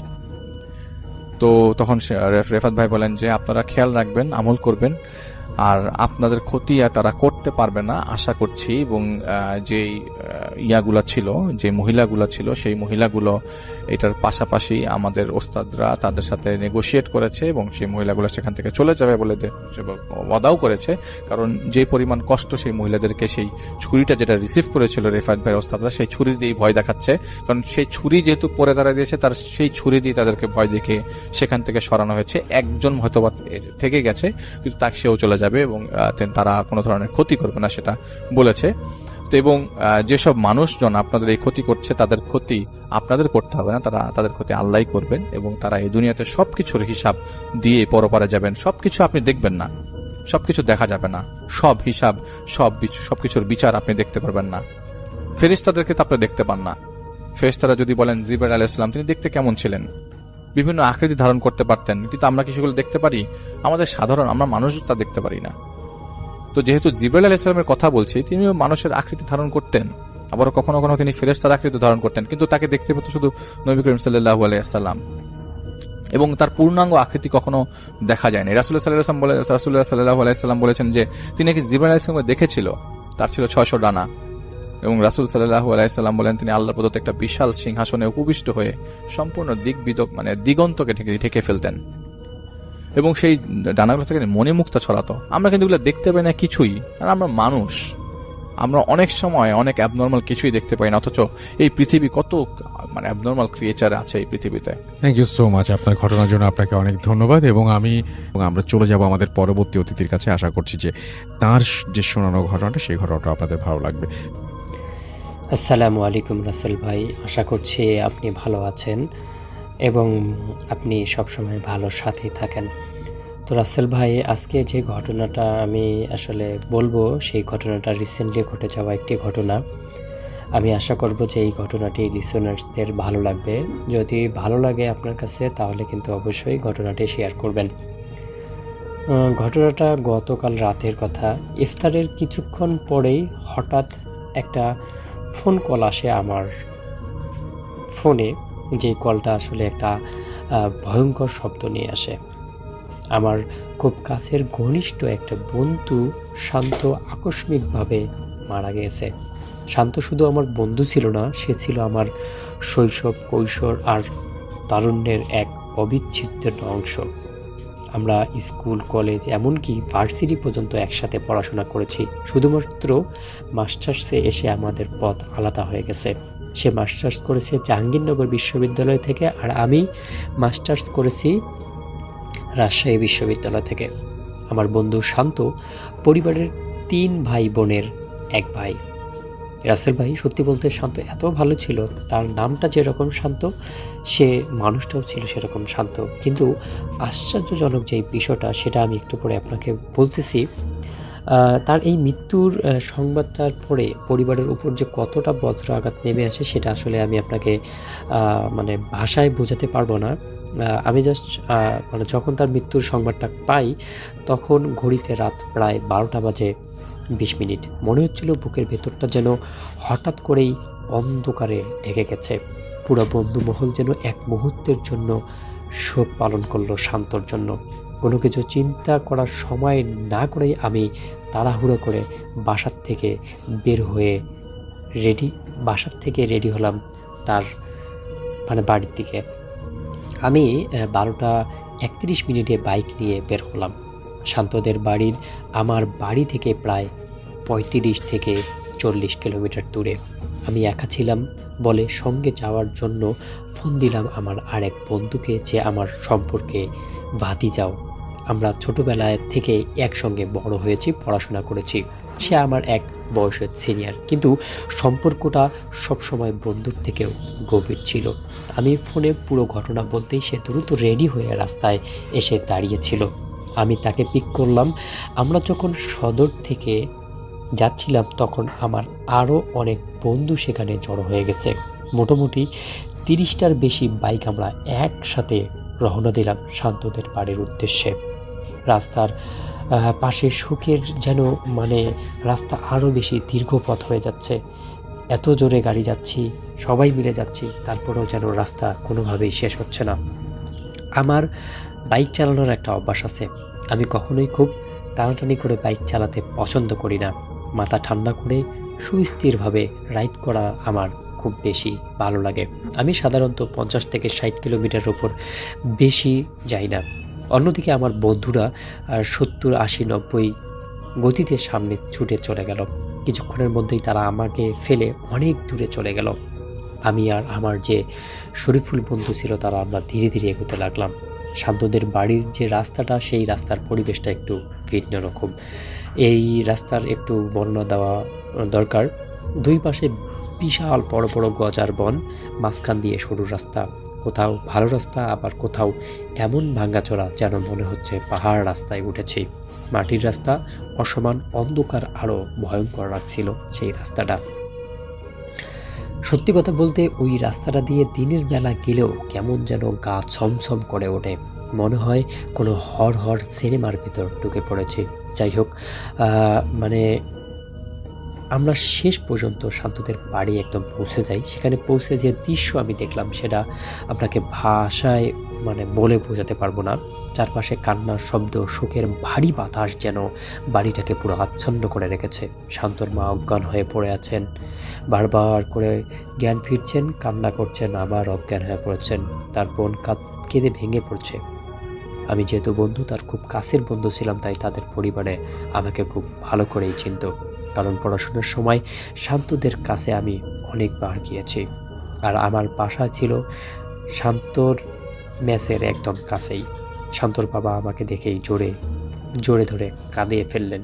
তার কণ্ঠ কাঁপছিল, শুধু বলল, বাবা। শান্ত তো বিকেলেও হাসছিল। আমরা একসাথেই ইফতার করলাম। ইফতারের 5 মিনিট পর হঠাৎ নাকি তার বুক ধড়ফড় করতে লাগলো। ডাক্তার বলল হার্ট স্ট্রোক। তারপর সব শেষ। কোনোভাবেই মেনে নিতে পারছিলাম না শান্তর এইরকম একটা চলে যাওয়া। এই কথাটা শুনে মনে হচ্ছিল পৃথিবীটা যেন হঠাৎ থেমে গেছে। তারপর জানাজা শেষ হলো। জানাজা শেষ করে আমরা প্রায় রাত 2টার দিকে বাড়ির উদ্দেশ্যে রওনা দিলাম। প্রথমে সব কিছুই স্বাভাবিক ছিল। আমরা সেই একই রাস্তা দিয়ে ফিরছিলাম। একটা জায়গার নাম মোড়াবাড়ি। আমরা যখন ওই বাড়ির কাছাকাছি পৌঁছালাম তখন আমার বাইকের গতি কিছুটা স্পিড, 60 থেকে 65 কিলোমিটার। হঠাৎ সামনে আমার থেকে 20 মিটার দূরে দেখলাম একজন মাঝ রাস্তায় দাঁড়িয়ে আছে, সাদা কাপড় পরা। প্রথমে আমি ভাবলাম হয়তো কোনো পথচারী, খুব তেমন গুরুত্ব দেয়নি। কিন্তু যতই কাছাকাছি যাচ্ছি ততই যেন ব্যাপারটা অস্বাভাবিক মনে হচ্ছে। লোকটা যতই যাচ্ছে ততই যেন লম্বা হয়ে যাচ্ছে। এক সময় আমার মনে হচ্ছিল লোকটা যেন 20 থেকে 30 ফুট লম্বা হয়ে গেছে। ঠিক তখনই পিছন থেকে শরীফুল ভয়ে আমাকে শক্ত করে জড়িয়ে ধরল। আমার বাইক প্রায় নিয়ন্ত্রণ হারিয়ে ফেলেছি। আমি দ্রুত বাম দিকে বাইক কাত করে ব্রেক করি। কোনো রকম নিজেকে সামলাতে দাঁড়ালাম। আমরা দুজন তাকিয়ে রইলাম। তারপর যা দেখলাম তা আমার মন শিউরে ওঠে। সাদা কাপড় পরা, সেটা কোনো পুরুষ ছিল না, সেটা ছিল একটা নারী। আস্তে আস্তে রাস্তা পার হচ্ছিল। তার চলার ভঙ্গি একদম অস্বাভাবিক, আর তার একটা অদ্ভুত গোঙানির মতো শব্দ হচ্ছিল তার কাছ থেকে। সবচেয়ে ভয়ঙ্কর বিষয় হলো আমরা কোনো মুখ দেখতে পাইনি। পুরো রাস্তায় ফাঁকা, একটা গাড়িও নেই। সেই বিশাল অন্ধকার রাস্তার মধ্যে শুধু আমাদের একটা বাইক। আমরা কোনোভাবেই ওই জায়গা পার হয়ে দ্রুত এগিয়ে আসি। এখন মনে হচ্ছিল যে আসলে সেখানে কি ছিল এত রাত্রে, তাও আবার এইরকম একটা সময়। আমি কোনোভাবেই সেটা বলতে পারছি না। এর যদি কোনো উত্তর থাকে রাসেল ভাই অবশ্যই আমাকে জানাবেন। আপনার উত্তরের অপেক্ষায় থাকলাম। এই ছিল ঘটনাটি আমার কাছে পাঠিয়েছে রাসেল ভাই, আমার একজন বন্ধু। তো আমি আশা করছি ঘটনাটি আপনার কাছে ভালো লেগেছে। যদি ঘটনাটি ভালো লাগে তাহলে প্রিয় লিসেনারদের কাছে শুনিয়ে দিবেন। সবাই ভালো থাকবেন, সুস্থ থাকবেন। আল্লাহ হাফেজ। আমাদের আহমেদ বাবু আমাদের সঙ্গে আছেন, তারপরে আমরা নতুন অতিথিদের কাছে যাব। এই কাহিনীটা আসলে একটা জায়গা সম্পর্কিত, এবং জায়গাটা হচ্ছে একটা দিঘি, বড় একটা দিঘি সম্পর্কিত কাহিনী। এবং এই দিঘিটা বাংলাদেশের সিলেট বিভাগের কোন একটা অঞ্চলে অবস্থিত। যদিও সেই জায়গাটার নাম আমাকে স্পষ্ট করে বলেছে যিনি বলেছেন, তিনি হচ্ছেন মাসুদ ভাই, তিনি আমাকে বলেছেন, এবং আমি তবুও সেই জায়গাটার নাম বলবো না। কথাটা উঠেছিল এইভাবে, আমাদের মধ্যে আলাপ হচ্ছিল দেও নিয়ে। দেও নামটা কিন্তু অনেকেই শুনেছেন, আমাদের গ্রাম অঞ্চলে অনেক বলে দেও।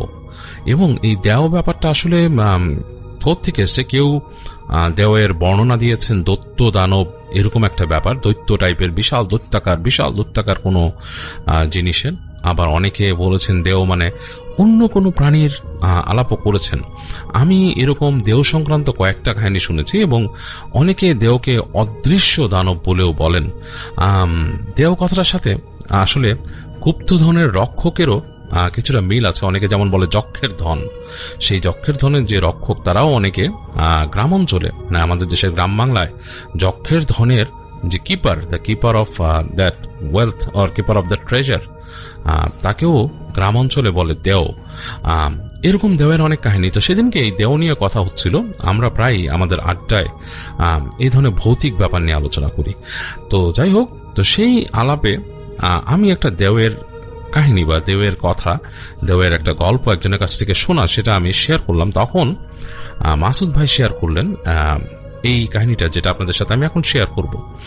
এই কাহিনীটা হচ্ছে কোনো একটা অঞ্চলে, সিলেটেরই কোনো একটা অঞ্চলে, কোনো একটা, তিনি আমাকে বলেছেন, আমি স্পষ্ট, তিনি মাসুদ ভাই বলেছিলেন যে এলাকার নাম শেয়ার করলে অসুবিধা নাই, তারপরও যেহেতু আমাদের অনুষ্ঠানে আমরা করি না, তো স্পেসিফিক কোনো লোকেশন শেয়ার করি না, সেহেতু আমি করব না। যাই হোক, উনি গিয়েছিলেন বেড়াতে তার এক বন্ধুর বাড়িতে সেখানে, এবং সেই বন্ধু, তাদের বাড়িটা হচ্ছে গ্রামের উপরে পাহাড়ের খুব কাছে এমন একটা জায়গায়। এবং সেখানে তারা যখন ঘুরতে যায়, তো তখন প্রথমে তার বন্ধু মাসুদ ভাইকে দেখিয়ে বলে যে এখানে এই দিঘিটা দেখতেছিস, অনেক বড় একটা দিঘি। হ্যাঁ, বলে হ্যাঁ অনেক বড়। তো বলে যে এই দিঘিটা কিন্তু আসলে সম্পূর্ণ এইভাবে তৈরি হয় নাই, এটাকে কিছুটা কাটা হয়েছিল, একটা ছোটখাটো পুকুরের মতো ছিল এক সময়। পরবর্তীতে কোনো এক সময় এটা একটা ভূমিকম্পের মতো হয়, এবং তারপরে এটা বিস্তৃত হয়ে এরকম বড় হয়ে যায়। এবং এই যে বিস্তৃত হয়ে বড় হয়েছে, এবং বড় হওয়ার পরে যেটা হয়, সেই দিঘির কর্নারে একটা ছোট্ট গর্ত, একটা কি বলবো, একটা টানেলের মতো তৈরি দেখা যায় আর কি। একটা টানেল সেই দিঘির কর্নারে দেখা যায়, এবং সেই টানেলটা হচ্ছে ত্রিভুজ আকৃতির টানেল। মানে অনেকটা দেখলে মনে হয় একটা ত্রিভুজের মতো একটা গর্ত বা একটা নালা চলে গেছে সেই দিঘির কোনা দিয়ে, এবং সেই নালার প্রায় অর্ধেকের মতো পানি ভরা থাকে, অর্ধেক বা তার কিছুটা কম পানি ভরা থাকে, এবং নালাটার ব্যাস এতটুকু। আমি ডিটেলস জিজ্ঞেস করেছি মাসুদ ভাইকে। মাসুদ ভাইও আসলে প্রথমে তার বন্ধু এত বর্ণনা করেনি, সে যাকে দেখিয়েছিল পরবর্তীতে মাসুদ ভাই এটার ডিটেলস শোনে আর কি। তো বলে যে ওই যে টানেলটা, সেই টানেলটার মধ্যে যে টানেলটার ব্যাস হচ্ছে এরকম, একজন মানুষ সেখানে মাথা নিচু করে ঢুকে যেতে পারে, কুজো হয়ে হেঁটে যেতে পারবে। টানেলটার ব্যাসটা এরকম। তো সেই টানেলটা সম্পর্কে বলে যে এই দিঘির মধ্যে যে টানেলটা আছে, এই টানেলটা বেশ রহস্যময়, এখান থেকে দেও আসে। তো মাসুদ ভাই জিজ্ঞেস করে তাকে যে দেও আসে মানে বুঝলাম না। বলে এই টানেল দিয়ে স্পেশাল কিছু রাত্রিতে এখানে একটা মাছ চলে আসে। সে মাছটা বিশাল বড় আকৃতিতে, মানে বিশাল বড় আকৃতির, কি বলবো, মানে একটা মানুষ সমান আকৃতি হবে, বড় মানুষের থেকে বড় আকৃতি, এবং তার শরীরটা ছোট, মাথাটা অনেক বড়। এবং এরকম একটা মাছ চলে আসে, এবং সেই মাছটা নাকি যখন আসে তার আগে নাকি সে প্রভাব ফেলে গ্রামের যে কোনো একজন মানুষকে, মানে স্পেশালি সেই দিঘির পাড় দিয়ে হাঁটার সময় সেখানে কোনো প্রভাব তৈরি হয়, যে কোনো মানুষকে সে প্রভাবিত করে ফেলে। এবং সে যখন আসবে তার আগে নাকি সেই মানুষটাকে সে সম্মোহিত করে তার বাড়ি থেকে টেনে নিয়ে আসে দিঘির পাড়ে, এবং সেই মানুষটা আসলে তাকে সে টেনে নিয়ে যায়। এবং এরকম কাহিনী সেখানে ঘটেছিল। এই দিঘি এরকম বিস্তৃত হওয়ার পরে সেখানে এরকম ঘটনা ঘটেছিল, মানুষ হারিয়ে গেছে, তাকে আর পাওয়া যায়নি। সেই মানে সে তাকে আর পাওয়া যায়নি, রাতের বেলা বাড়ি থেকে বেরিয়ে গেছে, তাকে পাওয়া যায়নি, এরকম কাহিনী হয়েছে। তবে মানুষ জানতো না যে মানুষ যে সেই যে দিঘিতে যে হারিয়ে যায়, সেরকম ব্যাপারটা আসলে মানুষ প্রথম দিকে জানতো না, আনটিল একটা ঘটনা একজন দেখে ফেলেন। তো দেখে ফেলেন কিভাবে? সেই গ্রামে সেই যে দিঘি থেকে বেশ দূরে না, বেশ কাছাকাছি একটা বাসা, একটা পরিবার ছিল। তো সেই পরিবারের একটা ছেলে, সে একদিন সেখান দিয়ে হেঁটে যায়, পুকুরের পাশ দিয়ে হেঁটে যাচ্ছিল, এবং সে পুকুরের মধ্যে কিছু একটা দেখে, এবং দেখে সে অনেকক্ষণ তাকিয়ে থাকে। তাকিয়ে থাকার পর থেকে সে বেশ অন্যরকম হয়ে যায়, তাকে অনেকটা অপ্রকৃতস্থ মনে হওয়া শুরু হয়। সে দেখে এবং সে দেখায় যে এখানে কিছু একটা আছে, সে হাত দিয়ে মানুষকে দেখায় যে এখানে একটা দেখছি, বড় একটা মাছ, বড় মাছ দেখছি, এরকম করে বলে। তো তারপর থেকে সে কিছুটা অপ্রকৃতস্থ হয়ে যায়। তো অপ্রকৃতস্থ হওয়ার পরে তাকে বাসায় নিয়ে আসা হয়, এবং তাকে অনেক বাসায় চিকিৎসা, মানে বাসার যে চিকিৎসা, মানে মাথায় পানি দেওয়া, ঝাড়ফুঁক করা হয়, আস্তে আস্তে সে নর্মাল হয়। তো তার এটা নাকি একটা মোটামুটি একটা পার্মানেন্ট অসুখের মতো হয়। সে মাঝে মাঝেই এরকম অপ্রকৃতস্থ হয়ে যেত, সে এরকম কিছু উল্টাপাল্টা বলতো, এবং সে দিঘির দিকে যাইতে চাইতো, এবং তাকে আসলে কেউ মানে সেই সময় মানে বাধা দিয়ে রাখতো, এবং তাকে দেখাতো, ঠান্ডা করার চেষ্টা করতো, কিন্তু তাকে ওই জিনিসটা থেকে কেউ বের করতে পারতো না। তো এরকম একটা অবস্থায় সেই মানুষটা হয়, ছেলেটা। তো একদিন যেটা হয় রাতের বেলা, এবং তাকে এমন হয়েছে যে সে যখন নাকি হঠাৎ করে এরকম পাগলামি করতো, তাকে নাকি বেঁধেও রাখা লাগতো বাড়িতে। তো একদিন যেটা হয়, রাতের বেলা নাকি সে হঠাৎ এরকম মাথা খারাপের মতো বাসার থেকে বের হয়ে চিৎকার চেঁচামেচি করতেছে, এবং তাকে তখন বাসার মানুষজন মানে ঠান্ডা করে বসায় তার মাথায় পানি টানি দিয়ে বসায়। তো সে বলে যে না, আচ্ছা ঠিক আছে, আমি ঠিক হয়ে গেছি, আমি আর এখন পাগলামি করবো না। আমাকে সে আবার বুঝতো যে সে যে অপ্রকৃতস্থ হয় মাঝে মাঝে, সেটা সে বুঝতে পারে। তো বলে যে না, আমি ঠিক আছি, আমাকে আর করো না। তো তখন রাত বাজে প্রায় 9টা-10টা বেজে গেছে এরকম। তো তার মাথায় পানি টানি দিয়ে তাকে বসায়। তো তার বলে যে, তখন সে বলে যে আমার খিদা লাগছে। তো যখন সে বলে খিদা লাগছে, তো বাড়ির মানুষজন তাকে মুড়ি আর কাঁচামরিচ খেতে দেয়। সে তাকে জিজ্ঞেস করে সে কি খাবে, তো সে বলে যে আমি মুড়ি আর কাঁচামরিচ খাবো। তো মুড়ি আর কাঁচামরিচ খেতে দেওয়ার পর সে নাকি বসে বসে মুড়ি কাঁচামরিচ খায়, এবং তারপর কিছুক্ষণ পর সে বসে বলে যে আমার ঝাল লাগছে, পানি খাবো, এরকম বলতে থাকে। তো পানি টানি তাকে দেয়, পানি এনে দেয়, পানি খায়। পানি খাওয়ার পরে সে অনেকক্ষণ বসে থাকে। তো মানুষ মনে করে যে সে মনে হয় বসে আছে। তো বাসার মানুষজন যখন একটু এদিক ওদিক গেছে, তখন নাকি সে বাসা থেকে বেরিয়ে যায় হঠাৎ। তো সে যখন বাসা থেকে বেরিয়ে যায়, বাইরে তখন পূর্ণিমা, চাঁদের আলো আছে। তো সেই বাসারই কাছে থাকতেন একজন মৌলভী সাহেব। তো তিনি ওনার উঠানে বসেছিলেন, তখন উঠোনে বসেছিলেন ঘুমানোর আগে। তো তিনি যখন বসেছিলেন, তিনি দূরে তাকিয়ে দেখেন, তখন চাঁদের আলো পড়েছে, পূর্ণিমা, পুরো উঠান থেকে দূরে, মানে একদম দূর দূরান্ত পর্যন্ত চাঁদের আলোয় ছেয়ে গেছে চারিপাশ। তো তিনি দেখছেন যে তার বাসা থেকে বেশ কিছুটা দূরে যে বাসাটা, সেখান থেকে একজন বেরোলো, একটা মানুষ বেরোলো, মানে একটা পুরুষ মানুষ তিনি দেখছেন, এবং সে হেঁটে হেঁটে যাচ্ছে হচ্ছে সামনে, মানে হেঁটে যাচ্ছে রাস্তার দিকে। তো তিনি একটু খেয়াল করেন যে রাস্তার দিকে হেঁটে বেরিয়ে গেল। তো তিনি তখন জানতেন যে এই বাসায় একটা এরকম ছেলে আছে যে অপ্রকৃতস্থ হয়েছে রিসেন্টলি, এবং সে নাকি হেঁটে চলে যায় এদিক ওদিক, এবং মানে তাকে নিয়ে বাসার মানুষ খুব চিন্তায় থাকে। তো মৌলভী সাহেব চিন্তা করলেন যে আসলে এই ছেলেটাই যদি বেরিয়ে থাকে তাতে সমস্যা। তো তিনি কি করলেন, তিনি আস্তে করে উঠে গেলেন, উঠে সেই পেছন পেছন হাঁটা শুরু করলেন সেই ছেলের দিকে। তো তার সাথে ছেলেটার দূরত্ব বেশ অনেকটাই, কারণ তিনি বেরিয়েছেন তার বাসা থেকে, ছেলেটা বেরিয়েছে তার বাসা থেকে, এবং ছেলেটা অলরেডি রাস্তার কাছে চলে গেছে। তো বেশ খানিকটা দূর তিনি দেখতে পাচ্ছেন। তিনি এখান থেকে জোরে চিৎকার করলে হয়তো ছেলেটা শুনতে পাবেন, কিন্তু তিনি চিন্তা করলেন কোথায় যাচ্ছে। তো তিনি হেঁটে হেঁটে ছেলেটার পিছে যাচ্ছেন। তো তিনি দেখলেন হাঁটতে হাঁটতে হাঁটতে হাঁটতে চলে আসলেন, তিনিও রাস্তায় উঠে আসলেন। হেঁটে হেঁটে যাচ্ছেন, এবং এর মধ্যে ধরেন দূর থেকে দেখা যাচ্ছে যে বিশাল সেই পুকুরটা, সেই দিঘিটা দেখা যাচ্ছে দূর থেকে, এবং চাঁদের আলোয় দিঘি পুরো মানে ঝকঝক করছে, দিঘির পানিগুলো চমকাচ্ছে, কারণ দিঘিটা অনেক বড় ছিল, সেখানে ঢেউ উঠতো, এবং সেই ঢেউতে বাতাস আসলেই ঢেউ উঠতো, এবং সেই ঢেউয়ে মানে পানি ফুলে ফেপে উঠতো, মানে দেখা যেত যে পানির মধ্যে একটা একটা ঢেউ উঠছে। সাধারণত পুকুরের পানি কিন্তু এরকম হয় না, কারণ না পুকুরের পানি বা দিঘির পানিতে দেখা যাচ্ছে এগুলো এত বড় হয় না যে ঢেউ ওঠার মতো বা এরকম বড় বড়, কিন্তু সেই দিঘিটা এত বড় ছিল সেখানে ঢেউ উঠতো। তো যাই হোক, তিনি দেখছেন যে যখন চাঁদের আলো পড়ছে পানি ফুলে ফেপে উঠছে এবং সেই ঢেউগুলো বোঝা যাচ্ছে চাঁদের আলোতে দূর থেকে। তো উনি দেখতে পান যে এর মধ্যে ওই ছেলেটা হেঁটে হেঁটে দিঘির কাছে চলে গেছে। তো দিঘির কাছে যে তিনি দেখছেন যে আমি, এবং বাতাস আছে, বেশ বাতাস আছে ওই দিন, এবং তিনি দেখছেন যে আমি এখন চিৎকার করলে ওই ছেলের কানে আমার মানে চিৎকার পৌঁছাবে না। তো তিনি বোঝার চেষ্টা করছেন ছেলেটা কি করছে, কেন দিঘির কাছে যাচ্ছে। তো তিনি আস্তে আস্তে দেখলেন যে ছেলেটা দিঘির কাছে চলে গেল, যে দিঘির পাড়ে দাঁড়িয়েছে।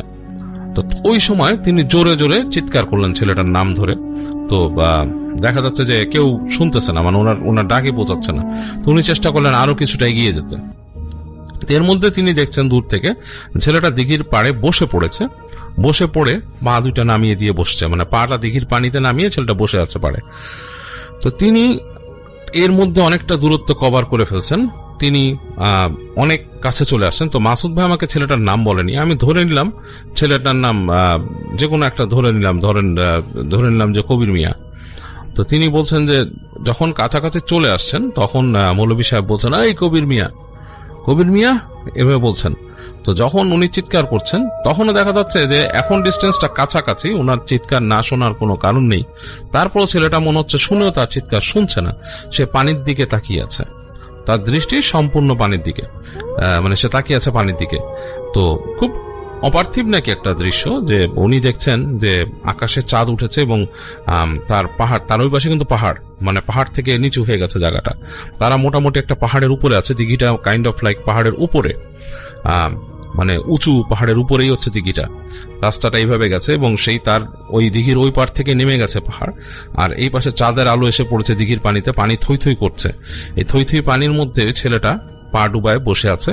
তো উনি চিৎকার করছেন, শুনছে না। তো উনি যখন আরো কাছে আসছে, একদম মানে কাছাকাছি আসছে, উনি হাত দিবেন ছেলেটার গায়ে, দৌড় দিয়ে যায়। এখন ওনার এরকম একটাই, ওনার এই সময়কার চিৎকারটা কবির মিয়া বলে যখন তিনি ডাক দিলেন, ছেলেটা তাকালো তার দিকে। তিনি দেখলেন যে ছেলেটা তাকাইছে এবং তাকায় ছেলেটার মুখের মধ্যে হালকা এক টুকরা উনি হাসির মতো দেখলেন। তার মনে হলো ছেলেটা হাসছে, অন্ধকারে চাঁদের আলো তো যতটুকু বোঝা যাচ্ছে। এর মধ্যে তিনি দেখলেন ফট করে ছেলেটাকে টেনে পানিতে নামিয়ে নিয়ে গেল, মানে মনে হলো তার পা ধরে হ্যাচকাটা নাকি পানিতে নামিয়েছে। তো মৌলভী সাহেব লাফ দিলেন সেখান থেকে, লাফ দিয়ে যে তিনি কাছে গেলেন, মানে পাড়ে গেলেন দিঘির, এবং তিনি এক সেকেন্ডে দেখলেন, মানে এক সেকেন্ডের মধ্যে দেখলেন কিছু একটা মানে সরসর করে টেনে নিয়ে গেল, মানে কোনো কিছুকে, মানে পানির উপর দিয়ে টেনে ছেলেটার একটা আর্তনাদের মতো হলো, আর মানে এক আর্তনাদে পানিতে ডুবে গেছে, কিন্তু তারপর যদি কোনো ভারী কিছুকে পানির মধ্যে দিয়ে কিছু টেনে নিয়ে যায় সরসর করে, সেরকম তিনি দেখলেন সরসর করে কিছু নিয়ে গেল সেই পুকুরের ঠিক কর্নারের দিকে, যেখানে সেই টানেলটা আছে, সে টানেলটার দিকে নিয়ে গেছে। তো তিনি তখন ওখান থেকে চেঁচামেচি করেও কিছু করতে পারলেন না, তিনি অনেকক্ষণ ধরে সেখানে দোয়াদুর পড়লেন, তার আসলে আর কিছু, এখন তিনি পানিতে নামতেও সাহস করতে পারলেন না এই ভয়ঙ্কর দৃশ্য দেখে। তিনি শেষ পর্যন্ত একটা সেই আর্তনাদ শুনেছিলেন ছেলেটার, তো তিনি দৌড় দিলেন। তখন দৌড় দিয়ে ছেলেটার বাড়িতে গেলেন এবং চিৎকার চেঁচামেচি করলেন, সবাইকে ডাকলেন, সবাই মানুষ আসলো, গ্রামের আরো মানুষ আসলো, এবং আসার পর পুকুরের পাড়ে সবাই দাঁড়ালো। এই ছেলেটাকে টেনে নেওয়ার কথা শুনে আর কেউ সেই পুকুরে নামতে সাহস পাচ্ছিল না, রাতের বেলা তো নাই। তো এভাবে করে এক সময় রাত পার হলো, সকাল হলো, পানিতে মানুষ নামলো, পানিতে নেমে ডুবুরি, মানে যারা ডুবুরি মানে কি গ্রামের মানুষ যারা ডুব দিয়ে খুঁজতে পারতো তারা ডুব দিল, ডুব দিয়ে পানির পুরো দিঘিটাকে তারা চষে ফেললো। সেখানে তারা কোনো মানুষের চিহ্নও নেই, এবং একটা মানুষ থাকলে মানুষের মানে অনেকক্ষণ পানিতে ডুবে থাকলে মারা গেলে মানুষের লাশ ভেসে ওঠে, সেরকমও কিছু ভেসে ওঠেনি। তো সবাই তারা কেউই কোনো লাশ পেল না, এবং ওই যে সেই টানেলের কাছে কেউ যেতে সাহস পেল না। তো মৌলভী সাহেব বলেছেন নাকি যে এই টানেলের দিকেই তিনি ছুটে যেতে দেখেছেন সেটাকে, মানে মনে হয়েছে কেউ টেনে কিছু নিয়ে যাচ্ছে টানেলের দিকে পানির নিচ দিয়ে। যাই হোক, কেউ আর সাহস পেল না। এরপর থেকে সেই গ্রামে যারা হারিয়ে যেত মানুষ এরকম রাতের বেলা, তারা বুঝতে পারতো যে সেই পুকুরেই কাউকে নিয়ে গেছে, এবং ওই দিঘির পাড় দিয়ে হাঁটা চলা কমিয়ে দিল মানুষ আর দিঘির পাড়ে হাঁটতো না। তো এর মাঝেই দুই একজনকে নাকি চিকিৎসা করা হয়েছিল, ধরে রাখা হয়েছিল, বাট মানে তারা কিছুটা ওই জিনিসটা দেখে অপ্রকৃতিস্থ হওয়ার মতো হয়েছিল, কিন্তু তাদেরকে ঝাড়ফুঁক করে ঠিক করা হয়। তারা বলেছেন যে তারা দেখেছেন ওই দিঘির পাড় দিয়ে আসার সময়, যেমন একজনের ভাষ্য, সে আসছিল তখন বিকেল হয়ে গেছে, মানে বিকেল গড়িয়ে গেছে প্রায়, এরকম সময় সে আসছিল দিঘির পাড় দিয়ে। তো সে হঠাৎ করে পানির নিচে একটা আলোড়ন দেখতে পায়, এবং সেই আলোড়নে সে মানে একটু অবাক হয় যে এত বড় আলোড়ন, কোনো মাছ টাছ হলে তো, বড় মাছ হলেও এরকম পানি নড়ে না, বিশালভাবে পানির আলোড়ন হয়। তো সে তারপর দেখে যে একটা বিশাল মাছের মতো শরীর, এবং মাছটার শরীর দেখলে বোঝা যাচ্ছে যে একটা মানুষের মতো শরীর হবে, মানুষের সমান হবে শরীরটা, একটা বড় মানুষের মতো শরীর হবে, এবং মাথাটা মানুষের থেকে অনেক বড়, এবং সেটা মুখটা উপর দিকে তুললো পানির উপরে এবং তার দিকে তাকালো, এবং সে মাছের দিকে তাকিয়েই নাকি কিছুক্ষণ তার আর কিছু খেয়াল নেই, তার কিছুক্ষণের জন্য কিছু মনে নেই। তো সেই মানুষটা কিছুটা অপ্রকৃতিস্থ হয়ে গেছিল, যে দেখেছিল তাকে বাসায় আসার পরে সে বলে, এবং তাকেও চিকিৎসা করা হয়। তার কাছেও নাকি প্রায় সে স্বপ্নে দেখতো সেই মাছটাকে, এবং প্রায় সে স্বপ্নে দেখতো, এবং তার কাছে রাতের বেলা নাকি তার মনে হতো তাকে কিছু একটা ডাকছে। তো এর জন্যই গ্রামবাসী, সেখানকার একটা কথা প্রচলিত হয় যে এরকম যারা চলে গেছে, যাদেরকে আর পাওয়া যায়নি, রাতের বেলা বাসা থেকে খুলে বেরিয়ে গেছে, তারা অনেকেই চিন্তা করতো যে তাদেরকে দেওতে ডেকে নিয়ে গেছে। অনেকে বলে নিশির ডাক। এখন সেই নিশির ডাকের ব্যাপারে তো অনেকেই আমরা গ্রামের বিভিন্ন রকমের লোককথা শুনি গ্রামে, যে নিশির ডাকে মানুষকে ডেকে নিয়ে পানিতে ডুবিয়ে মেরেছে, অনেকেই শুনি যে নিশির ডাকে নিয়ে পাহাড় থেকে ফেলে দিয়েছে, অনেকে শুনি যে রাস্তায় রেল লাইনে নিয়ে গেছে, নিয়ে রেলে কাটা পড়েছে। তো এইটাও কাইন্ড অফ নিশির ডাক। এই জায়গার যে কাহিনীটা আমি শুনলাম, এটা আমার কাছে মনে হলো কাইন্ড অফ নিশির ডাক, বাট এটা আরো ভয়াবহ। এবং সেই গ্রামে, সেখানে নাকি সেই পুকুরের সেই মাছটাকে দেও বলে পরিচিত, মানুষ দেও বলেই জানে, এবং সেটা নাকি মাঝে মাঝেই বের হয় এবং এরকম মানুষ নিয়ে যায়। তো যাই হোক, সেই পুকুরটা একটা বিশাল দিঘি, এটা একটা পুকুর না, এটা একটা দিঘি এখন, এবং এটা প্রথমে খনন করেছিল মানুষ পুকুর হিসাবে পাহাড়ের উপরে, মানে সেই জায়গাটা নাকি পাহাড়ের মতো উঁচু জায়গা, এবং পরবর্তীতে কোনো এক ভূমিকম্পে বা কিছুতে সেটার বেড়ে যায়। হঠাৎ করে মানুষ দেখে ওভারনাইট যে সেটা বড় হয়ে গেছে, এবং সেটার কর্নারে, এবং বড় হয়েছে মানে বিশাল বিস্তৃত একটা দিঘি হয়ে গেছে সেটা, এবং সেটার কর্নারে একটা টানেল। এবং মাসুদ ভাই সে টানেলের কাছে গিয়ে দেখেছে, কাছাকাছি যতদূর যাওয়া যায়, যে দেখেছে তিনি, বেশ ভয় লাগে। তিনি বলল যে তাকিয়ে, বাবু ভাই বেশ ভয় লাগে, কারণ তাকালে দেখা যায় যে এর রেডিয়াসটা হচ্ছে এরকম যে ব্যাস হবে প্রায় 3 ফিটের মতো ব্যাস হবে, একটা মানুষ পুজো হয়ে ঢুকতে পারবে সেখানে, ঢুকে হেঁটে যেতে পারবে, কিন্তু সেটা মানুষ যদি ঢোকেও কোমর সমান পানি সে পাবে সেখানে। আর বাকিটা, এবং সেই যে টানেলটা হচ্ছে ত্রিভুজ আকৃতির একটা টানেল, বলে এটা খুব একটা আশ্চর্য জিনিস, এবং টানেলটা ত্রিভুজ আকৃতির, কিন্তু কোনো মানুষই গ্রামে চেষ্টা করেনি সেই টানেল বেয়ে ভিতরে ঢুকতে বা দূরে যেতে, কারো এত সাহসী হয়নি। এবং তারা দৃঢ় বিশ্বাস যে সেই মাছ ওখান থেকে বের হয়, এবং সেটা একটা দেও, গ্রামের মানুষরা তাকে দেও বলে জানে। এবং এটাই হচ্ছে সেই গ্রামের কাহিনী। এবং সেই যে ছেলেটা, যার নাম আমি দিলাম এখানে কবির মিয়া, কারণ মাসুদ ভাই নাম বলেননি, তো সেই কবির মিয়া হারিয়ে যাওয়ার পর মানুষের জিনিসটার ধারণা, যেহেতু একজন চাক্ষুষদর্শী, মানে একজন প্রত্যক্ষদর্শী একজন মানুষ পাওয়া গেল, যে সে দেখেছে যে কিছু টেনে নিয়ে গেছে তাকে, এরপর থেকে মানুষের সম্পূর্ণ সেখানে বিশ্বাস হয়েছে যে এখানে মানুষ টেনে নিয়ে যায় রাতের বেলা। এবং যারা এর আগে হারিয়েছে তাদেরকেও তারা বুঝতে পেরেছে যে সেখানে নিয়েই কিছু একটা টেনে নিয়ে গেছে, এবং তাদেরকে নিশির ডাকের মতো ডেকে নিয়ে যাওয়া হয়। তো এই গেল মাসুদ ভাইয়ের শোনানো দেওয়ের কাহিনী। এছাড়াও আমি দেওয়ের কাহিনী আরো শুনেছি, যেমন গ্রামে এরকম শুনেছি, আমার এক বন্ধুর তার ফ্যামিলি, তারা আসছিল গ্রামের কোন একটা জায়গা থেকে, এবং যেই জায়গায় সেই গ্রামটা ছিল সেটা একটা পাহাড়ি এলাকা ছিল, এবং তারা আস্তে আস্তে ব্যাক করতে করতে সন্ধ্যা হয়ে যায়। যখন সন্ধ্যা হয়ে যায় তারা আসতে থাকে, তো পাহাড়ি এলাকা, এই পাশেও পাহাড় ওই পাশেও পাহাড়, তো অন্ধকার হয়ে গেছে, এর মধ্যে চাঁদ উঠবে উঠি করছে, মানে ওই পাশে আলো দেখা যাচ্ছে মেঘের। এরকম সময় হঠাৎ তারা দেখে রাস্তার মধ্যে কিছু একটা নড়ছে, এবং সবাইকে, সেই যে তাদের সাথে যে ভ্যানওয়ালা ছিল, যে ভ্যানে করে আসছিল, সে থামিয়ে দেয়, ভ্যান থামিয়ে দেয়, 3 চাকার ভ্যান, সে থামিয়ে দেয় এবং সবাইকে চুপ হয়ে যেতে বলে একটা শব্দ করবেন না। বলে কেন? বলে দেও রাস্তা পার হচ্ছে। তো তারা নাকি তাকিয়ে দেখে সেখান থেকে যে অন্ধকারে, মানে 2 পাহাড়ের মাঝে তখন অন্ধকারটা আরো ঘনীভূত হয়ে গেল, মনে হলো 2 পাহাড়ের মাঝখানে রাস্তার মাঝ দিয়ে বিশাল একটা পাহাড় এই মাথা টু ওই মাথা চলে গেল। সো এখন লজিক্যালি অনেকে বলতে পারে যে ওই পাহাড়ি এলাকায় হাতি ছিল, না, এটা হাতির মতো না, এটা আরেকটা পাহাড়ের মতো আকৃতি, কিছু একটা পার হয়ে গেছে রাস্তাটা। এবং তারা সবাই তখন সেই যে ভ্যানওয়ালা বলছিল আপনারা দোয়া পড়ে শরীর বন্ধ করে ফেলেন। তো এই ছিল মানে আমার শোনা। থ্যাংক ইউ সো মাচ আপনার ঘটনার জন্য, আপনাকে অনেক ধন্যবাদ। এবং আমি এখন যেটা করব সেটা হচ্ছে চলে যাব সরাসরি আমাদের পরবর্তী যে অতিথি আছেন তার কাছে। প্রথম ঘটনা যেটা আমি এখন বলতে যাচ্ছি, এটা আমাকে পাঠিয়েছেন মেহেরপুর থেকে নাহিদ ভাই।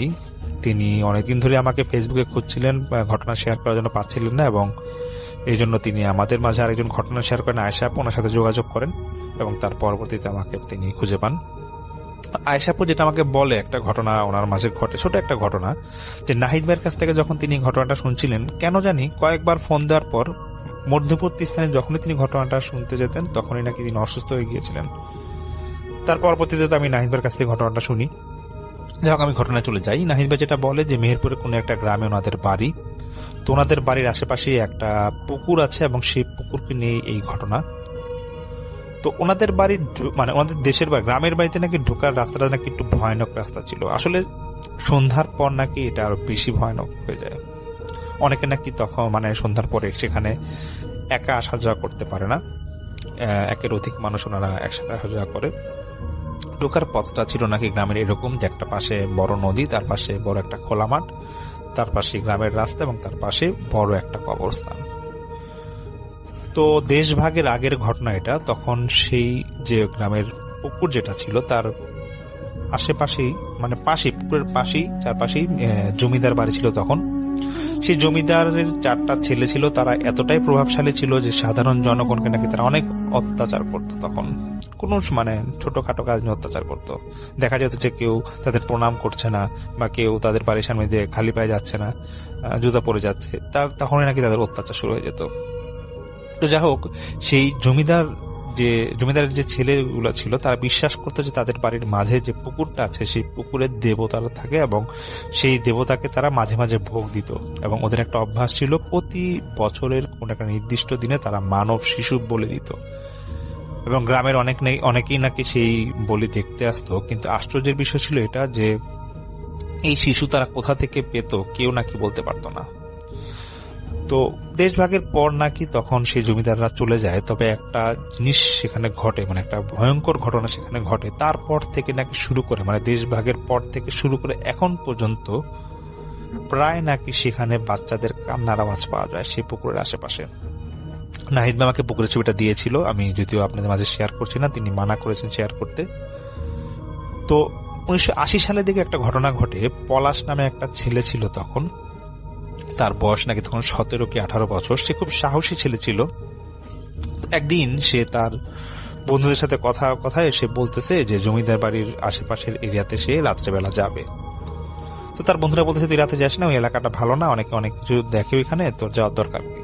তো পলাশ ঠিক করে যে মাগরিবের পর সে যাবে। তারপর পলাশ তিনি সেই মাগরিবের পর সেখানে যান এবং উনি অনেকক্ষণ নাকি সেখানে ছিল, প্রায় 7টা-8টা পর্যন্ত সেখানে ছিল। তো তখনকার দিনে 80 দশকে কিন্তু 7টা-8টা মানে রাতে 7টা-8টা মানে অনেক কিছু, প্রায় এখনকার সময় মাঝ রাতের সমান। যাই হোক, তো তিনি যখন কিছু দেখছিলেন না তখন তিনি বাড়ির দিকে রওনা দিবেন। তো জমিদার বাড়ির সেই পুকুরটার একটা কর্নার যখন তিনি পার হবেন, কোন একটা কারণে তিনি হোঁচট খেয়ে পড়ে যান। তারপরে তিনি বাসায় আসেন। তো পলাশ নাকি তারপর থেকে উনি প্রায় সময় অসুস্থ থাকতো এবং তার একটা সমস্যা ছিল যে তিনি রাত দিন 24 ঘন্টা তার মধ্যে দুর্বলতা কাজ করত। তিনি ঘুমায় আছেন, তারপর নাকি তিনি ফিল করতো যে তিনি সজাগ অবস্থায় বিভিন্ন জায়গায় ঘোরাফেরা করতেছেন এবং রাতের কাজগুলা উনি মানে এমন ছিল যে রাতের কাজে রাতে 12টা-1টার সময় গোসল করতেছে, মানে দিনের কাজগুলো তিনি রাতে করতো। তো এটা যখন ঘটতেছে তখন ওনার আব্বা আম্মা এগুলো দেখে এবং পলাশ তিনিও তার বাবাকে বলে যে বাবা আমি একটা সমস্যার মধ্যে পড়ছি, দেখো তো কোন হুজুর কবিরাজ দেখাতে পারো নাকি। তখন তারা গ্রামের আশেপাশে কোন একটা কবিরাজকে দেখে এবং সেই কবিরাজ বলে হয়তো খারাপ কিছু নজর পড়ছে এবং পলাশ তিনি তার পুরোটা ঘটনা বলে যে তিনি সেই জমিদার বাড়ির আশেপাশে এখানে গিয়েছিলেন। তো যাই হোক, এটা শোনার পরে সেই কবিরাজ বলে যে পলাশকে দ্রুত বিয়ে দিয়ে দেওয়ার জন্য, তাহলে হয়তো সমস্যার সমাধান হবে।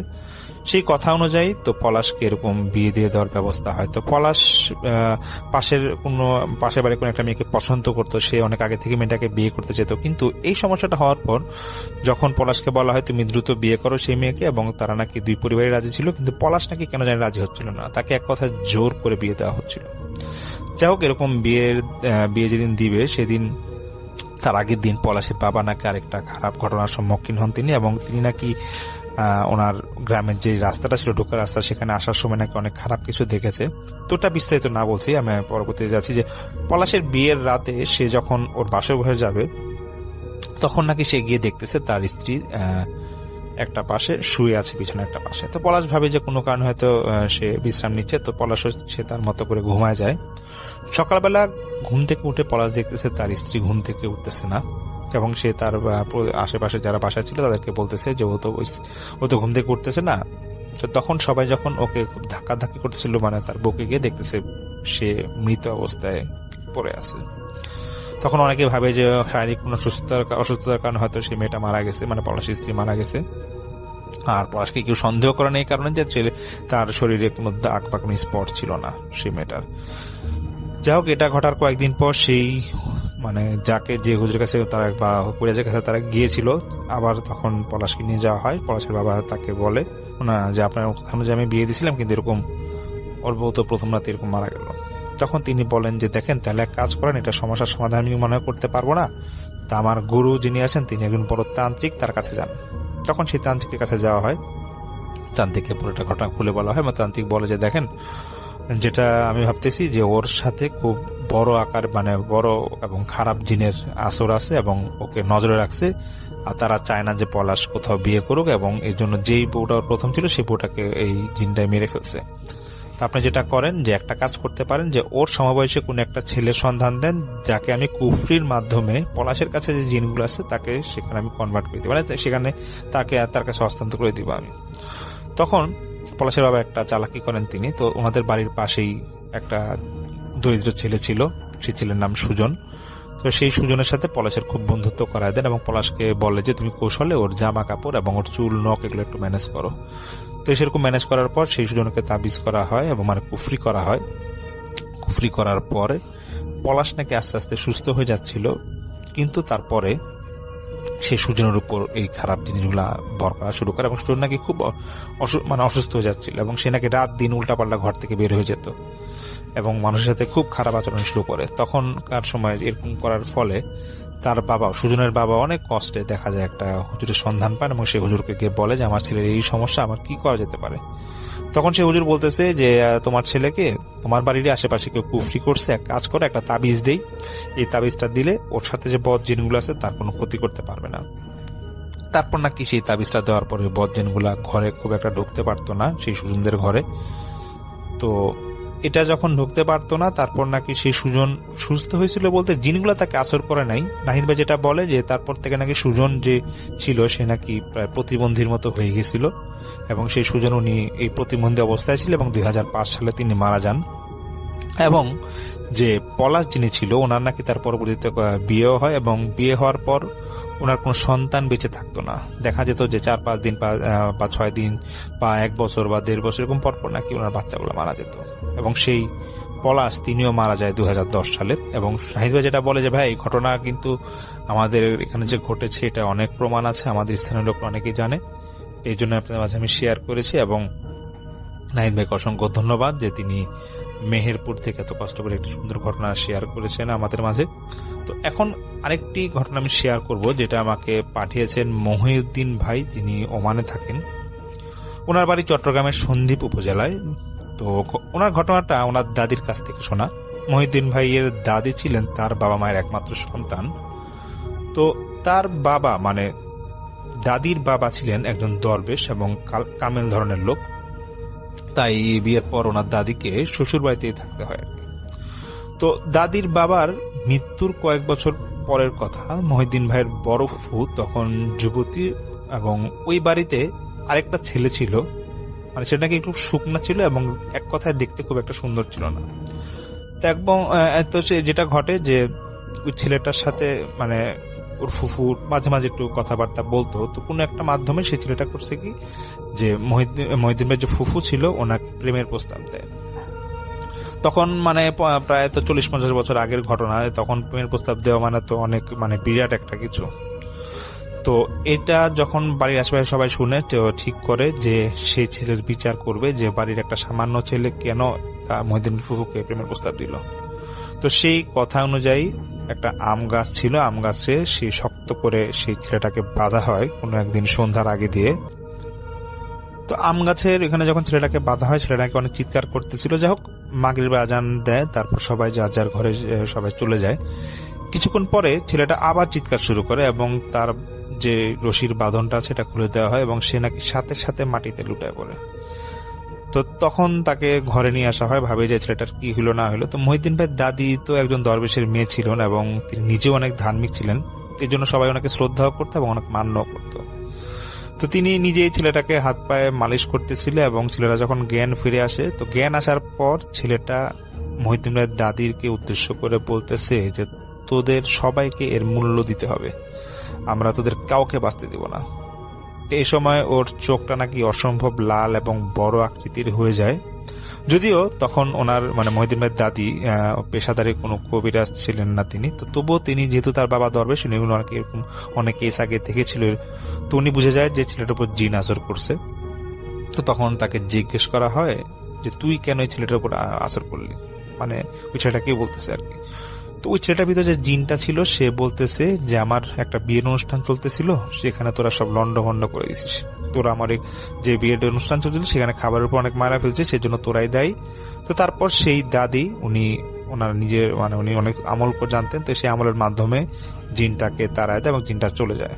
পরে ছেলেটার যখন জ্ঞান আসে, ওই ছেলেটাকে তারপর সঙ্গে সঙ্গে জ্ঞান হারায় ফেলে। পরে তো বলতে যখন ওর জ্ঞান আসে তখন নাকি ছেলেটা কিছুই বলতে পারবে না যে কি ঘটছে এর মধ্যে। যাই হোক, তখন নাকি ওনাদের যে মহিউদ্দিন ভাইয়ের যে বাড়ি ছিল সেই বাড়ির যে 9টা নাকি ঘর ছিল এবং সেখানে নাকি এক নাগারে টিনের চালে পাথরের মতো বৃষ্টি পড়তেছিল, এরকম একটা সাউন্ড হচ্ছিল। এতটাই সাউন্ড হচ্ছিল যে যারা ওইখানে ঘরে যারা ছিল তারা নাকি বাইরে যে ওয়াশরুমে যাবে সেটাও নাকি যেতে পারতেছিল না, সারা রাত নাকি কিরকম বের হতে পারে নাই। তো যখন ফজর আজান দিবে তখন নাকি ঢিল পড়া বন্ধ হয়ে গেছে। তখন সেই ছেলেটাকে আবার জিজ্ঞাসা করা হয় যে তোমার সাথে আসলে কি হয়েছিল, তুমি যে রাতে তোমার যে গাছের ওখানে বেঁধে রাখছিলাম তারপর কি হয়েছিল, তুমি চিৎকার করলে কেন? তখন সেই ছেলেটা বলতেছে যে আপনার যখন আমাকে বেঁধে গেলেন তখন তো আমি একটা পর্যায়ে ক্লান্ত হয়ে গেছিলাম এবং আমার যখন একটু ঘুম ঘুম চোখ, হঠাৎ করে কিছু একটা মনে আমার উপর থেকে গাছের উপর থেকে পড়লো। তখন আমি হঠাৎ যখন উপরে তাকাই দেখতেছি কেউ একজন দাঁড়ায় আছে, কিন্তু আমি বুঝতে পারতেছিলাম যে কি। তখন হঠাৎ ওই ছেলেটা বলে যে আমার গলার ভিতর মনে হচ্ছে চুল আটকায় যাচ্ছিল। তখন সেই ছেলেটা বলে যে আমি উপরে দেখি যে বিশাল আকৃতির অনেকগুলা মহিলা গাছের মধ্যে ঝুলতেছে এবং ওদের মুখে ছিল সাপ এবং এই সাপগুলা ছিল চিকন চিকন। আমি স্পষ্ট দেখলাম যে সাপগুলা আমার গায়ের উপর এসে পড়তেছে। যখন আমি এগুলো দেখি এবং এগুলো দেখার পর আমি চিৎকার চেঁচামেচি শুরু করি। তারপরে ছেলেকে একজন হুজুরের কাছে নিয়ে যাওয়া হল এবং হুজুর তাকে কিছুদিনের জন্য অন্য কোথাও থাকার পরামর্শ দেয়। তো সেদিন যথারীতি মাগরিবের আজান দেয় এবং তখন তারপর নাকি 10-15 মিনিট পরে আবার সেই রকম ঘরের মধ্যে ওনাদের ঘরে আবার ঢিলাঢিলির আওয়াজ শুরু হয় এবং সেদিন নাকি মহিউদ্দিন ভাইয়ের দাদির বাবার নাম ধরেই কেউ একজন ডাকতেছিল যে দরবেশের মেয়ে বেরোয় আয়। তো এটা বলার পর অনেক গালাগালি চিল্লাচিল্লি করতেছিল এবং এটাও বলতেছিল ওনার দাদিকে উদ্দেশ্য করে যে তোর বাবা আমাদের অনেক আত্মীয় স্বজনদের বোতলে পুঁতে রাখছে, সে তো মরে গেছে, প্রতিশোধটা আমি নিব এবং আমার সন্তানরা নিবে। এটা বলার পরের দিন বাড়ির সবাই বৈঠকে বসে এবং এটা কি করা যায় নিয়ে। তো একজন পরামর্শ দিচ্ছে যে একজন ভালো আলেমকে নিয়ে বাড়িটা বন্ধ করে দেওয়ার জন্য। আবার মাগরিব আজান দেওয়া মাত্রই কিন্তু সেদিন আবার সেই ঘটনা ঘটে, এরকম দরজা জানলা কেউ ধাক্কাচ্ছে, হুমকি দিচ্ছে এবং বাড়ি দিচ্ছিল দরজা এবং টিনের চালে। তো মহিউদ্দিনের বাবা তখন ছোট ছিলেন, তিনি তখন কৌতূহলবশত বেড়ার ফাঁক দিয়ে দেখার চেষ্টা করতেছিল যে আসলে এরা কারা, বাইরেতে ঘরের ভিতর থেকে বাইরে দেখবে আর কি আসলে ওরা কারা ছিল। তো তিনি দরজার ফোঁটা দিয়ে যখন দেখতেছে তখন উনি দেখে যে বিশাল আকৃতির মহিষ ছিল কয়েকটা এবং তাদের মুখগুলো নাকি ছিল মানুষের মতো। তারা নাকি ভয়ে চিৎকার করতেছিল এবং ওনার দাদি তখন তাড়াতাড়ি গিয়ে মহিউদ্দিন ভাইয়ের আব্বার মুখ চেপে ধরে। তখন সেই মানুষরূপী মহিষগুলো নাকি ভীষণ হাসতে থাকে এবং একজন বলে বাইরে থেকে বলতেছে কিরে দরবেশের নাতি ভয় পাইলি কেন, তো আরো বেশি ভয় পাবি, তোদের লাশ ফালাই দিবে, সব কথা নাকি বলতেছে। তো ওদের একটাই কথা যে আমাদের যে বোতলে যে আমাদের ভাই বোনগুলো তোরা আটকায় রাখছে সেগুলো তোরা ফিরাইতে, সে বাইরে থেকে জিনগুলো নাকি বলতেছিল। তো এই বলে নাকি পিশাচগুলা আরো হাসাহাসি করতেছে, কোনো ক্রমেই নাকি তারা বাড়ির বাইরে থেকে যাচ্ছিল না। তো হঠাৎ করে নাকি বাড়ির সবাই তখন ঘুমায় পড়ে তো এদিকে মানে সবাই নাকি ক্লান্ত হয়ে যাচ্ছিল, মানে সবার মধ্যে নাকি ক্লান্তি ভাব কাজ করতেছিল বাড়িতে যারা তখন সেদিন ছিল। তো এক একজন তো 9টা তো ঘর ছিল, এক একজন তো এক এক রুমে।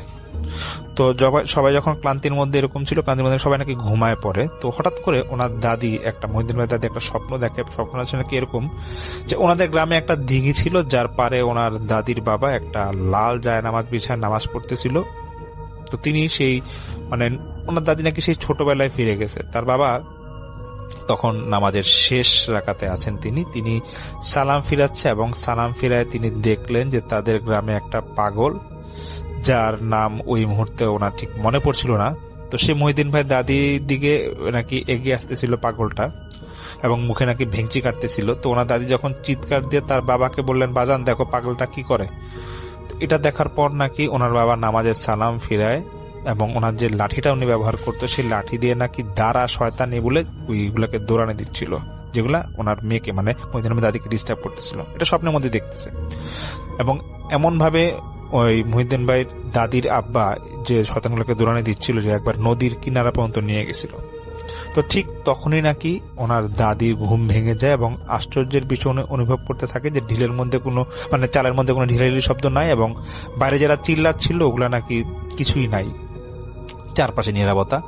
তো হঠাৎ করে ওনাদের বাড়ির যে অন্যান্য সদস্যরা অন্যান্য রুমে ছিল সবাই নাকি মানে ঘুম থেকে উঠলে যেরকম সবাই মানে আওয়াজ একটা গমগম আওয়াজ হয় না, এরকম মানে বাসার মধ্যে অনেক লোক থাকলে এরকম গমগম একটা আওয়াজ হয় না। তো ঘুম থেকে ওঠার পর ওনারা নাকি এরকম আওয়াজ হচ্ছিল যে আশেপাশে অনেক লোক। তখন মহিউদ্দিন ভাই মানে মহিউদ্দিন ভাইয়ের দাদিকে উদ্দেশ্য করে সবাই ডাকতেছে যে তাড়াতাড়ি বাইরে আসেন। তখন ওনার দাদি বলতেছে যে আমি বাইরে আসতে পারবো না, তোমরা আমার ঘরে আসো। তো সবাই আসে ওনার দাদির ঘরে এবং দাদিকে জিজ্ঞেস করতেছে যে কি হয়েছে। তখন ওনার দাদি বলতেছে যে আমি যেটা স্বপ্ন দেখছি এটা কি তোমরা সবাই স্বপ্ন দেখছো? সবাই তখন খুব মানে জোরে জোরে বলতেছে যে হ্যাঁ আমরা একই স্বপ্ন দেখছি। আপনি কি স্বপ্ন দেখছেন? আমরা স্বপ্ন দেখছি যে হ্যাঁ দরবেশ সাহেব আসছিল, আসার পর উনি নামাজে ছিল। যেই স্বপ্নটা নাকি ওনার দাদি দেখছে এবং আশ্চর্যের বিষয় হচ্ছে বাড়ির সব মেম্বারে নাকি সেই স্বপ্নটা দেখছে এবং সেই স্বপ্ন দেখার পর সবাই বুঝে যায় যে আসলে বাড়ির মধ্যে যেটা ছিল এখন তারা নাই। এবং মহিউদ্দিন ভাই যেটা বলে তার পর থেকে নাকি তাদের বাড়িতে আর কোনো খারাপ কিছু আর আসে নাই এবং কোনো ঢিলাঢিলি শব্দ শোনা যায় নাই। আসলে ওনার দাদির আব্বা যে একজন বড় দরবেশ বা বড় আলেম ছিলেন, তিনি স্বপ্নের মাধ্যমে আসলে এইগুলো জিনিসগুলো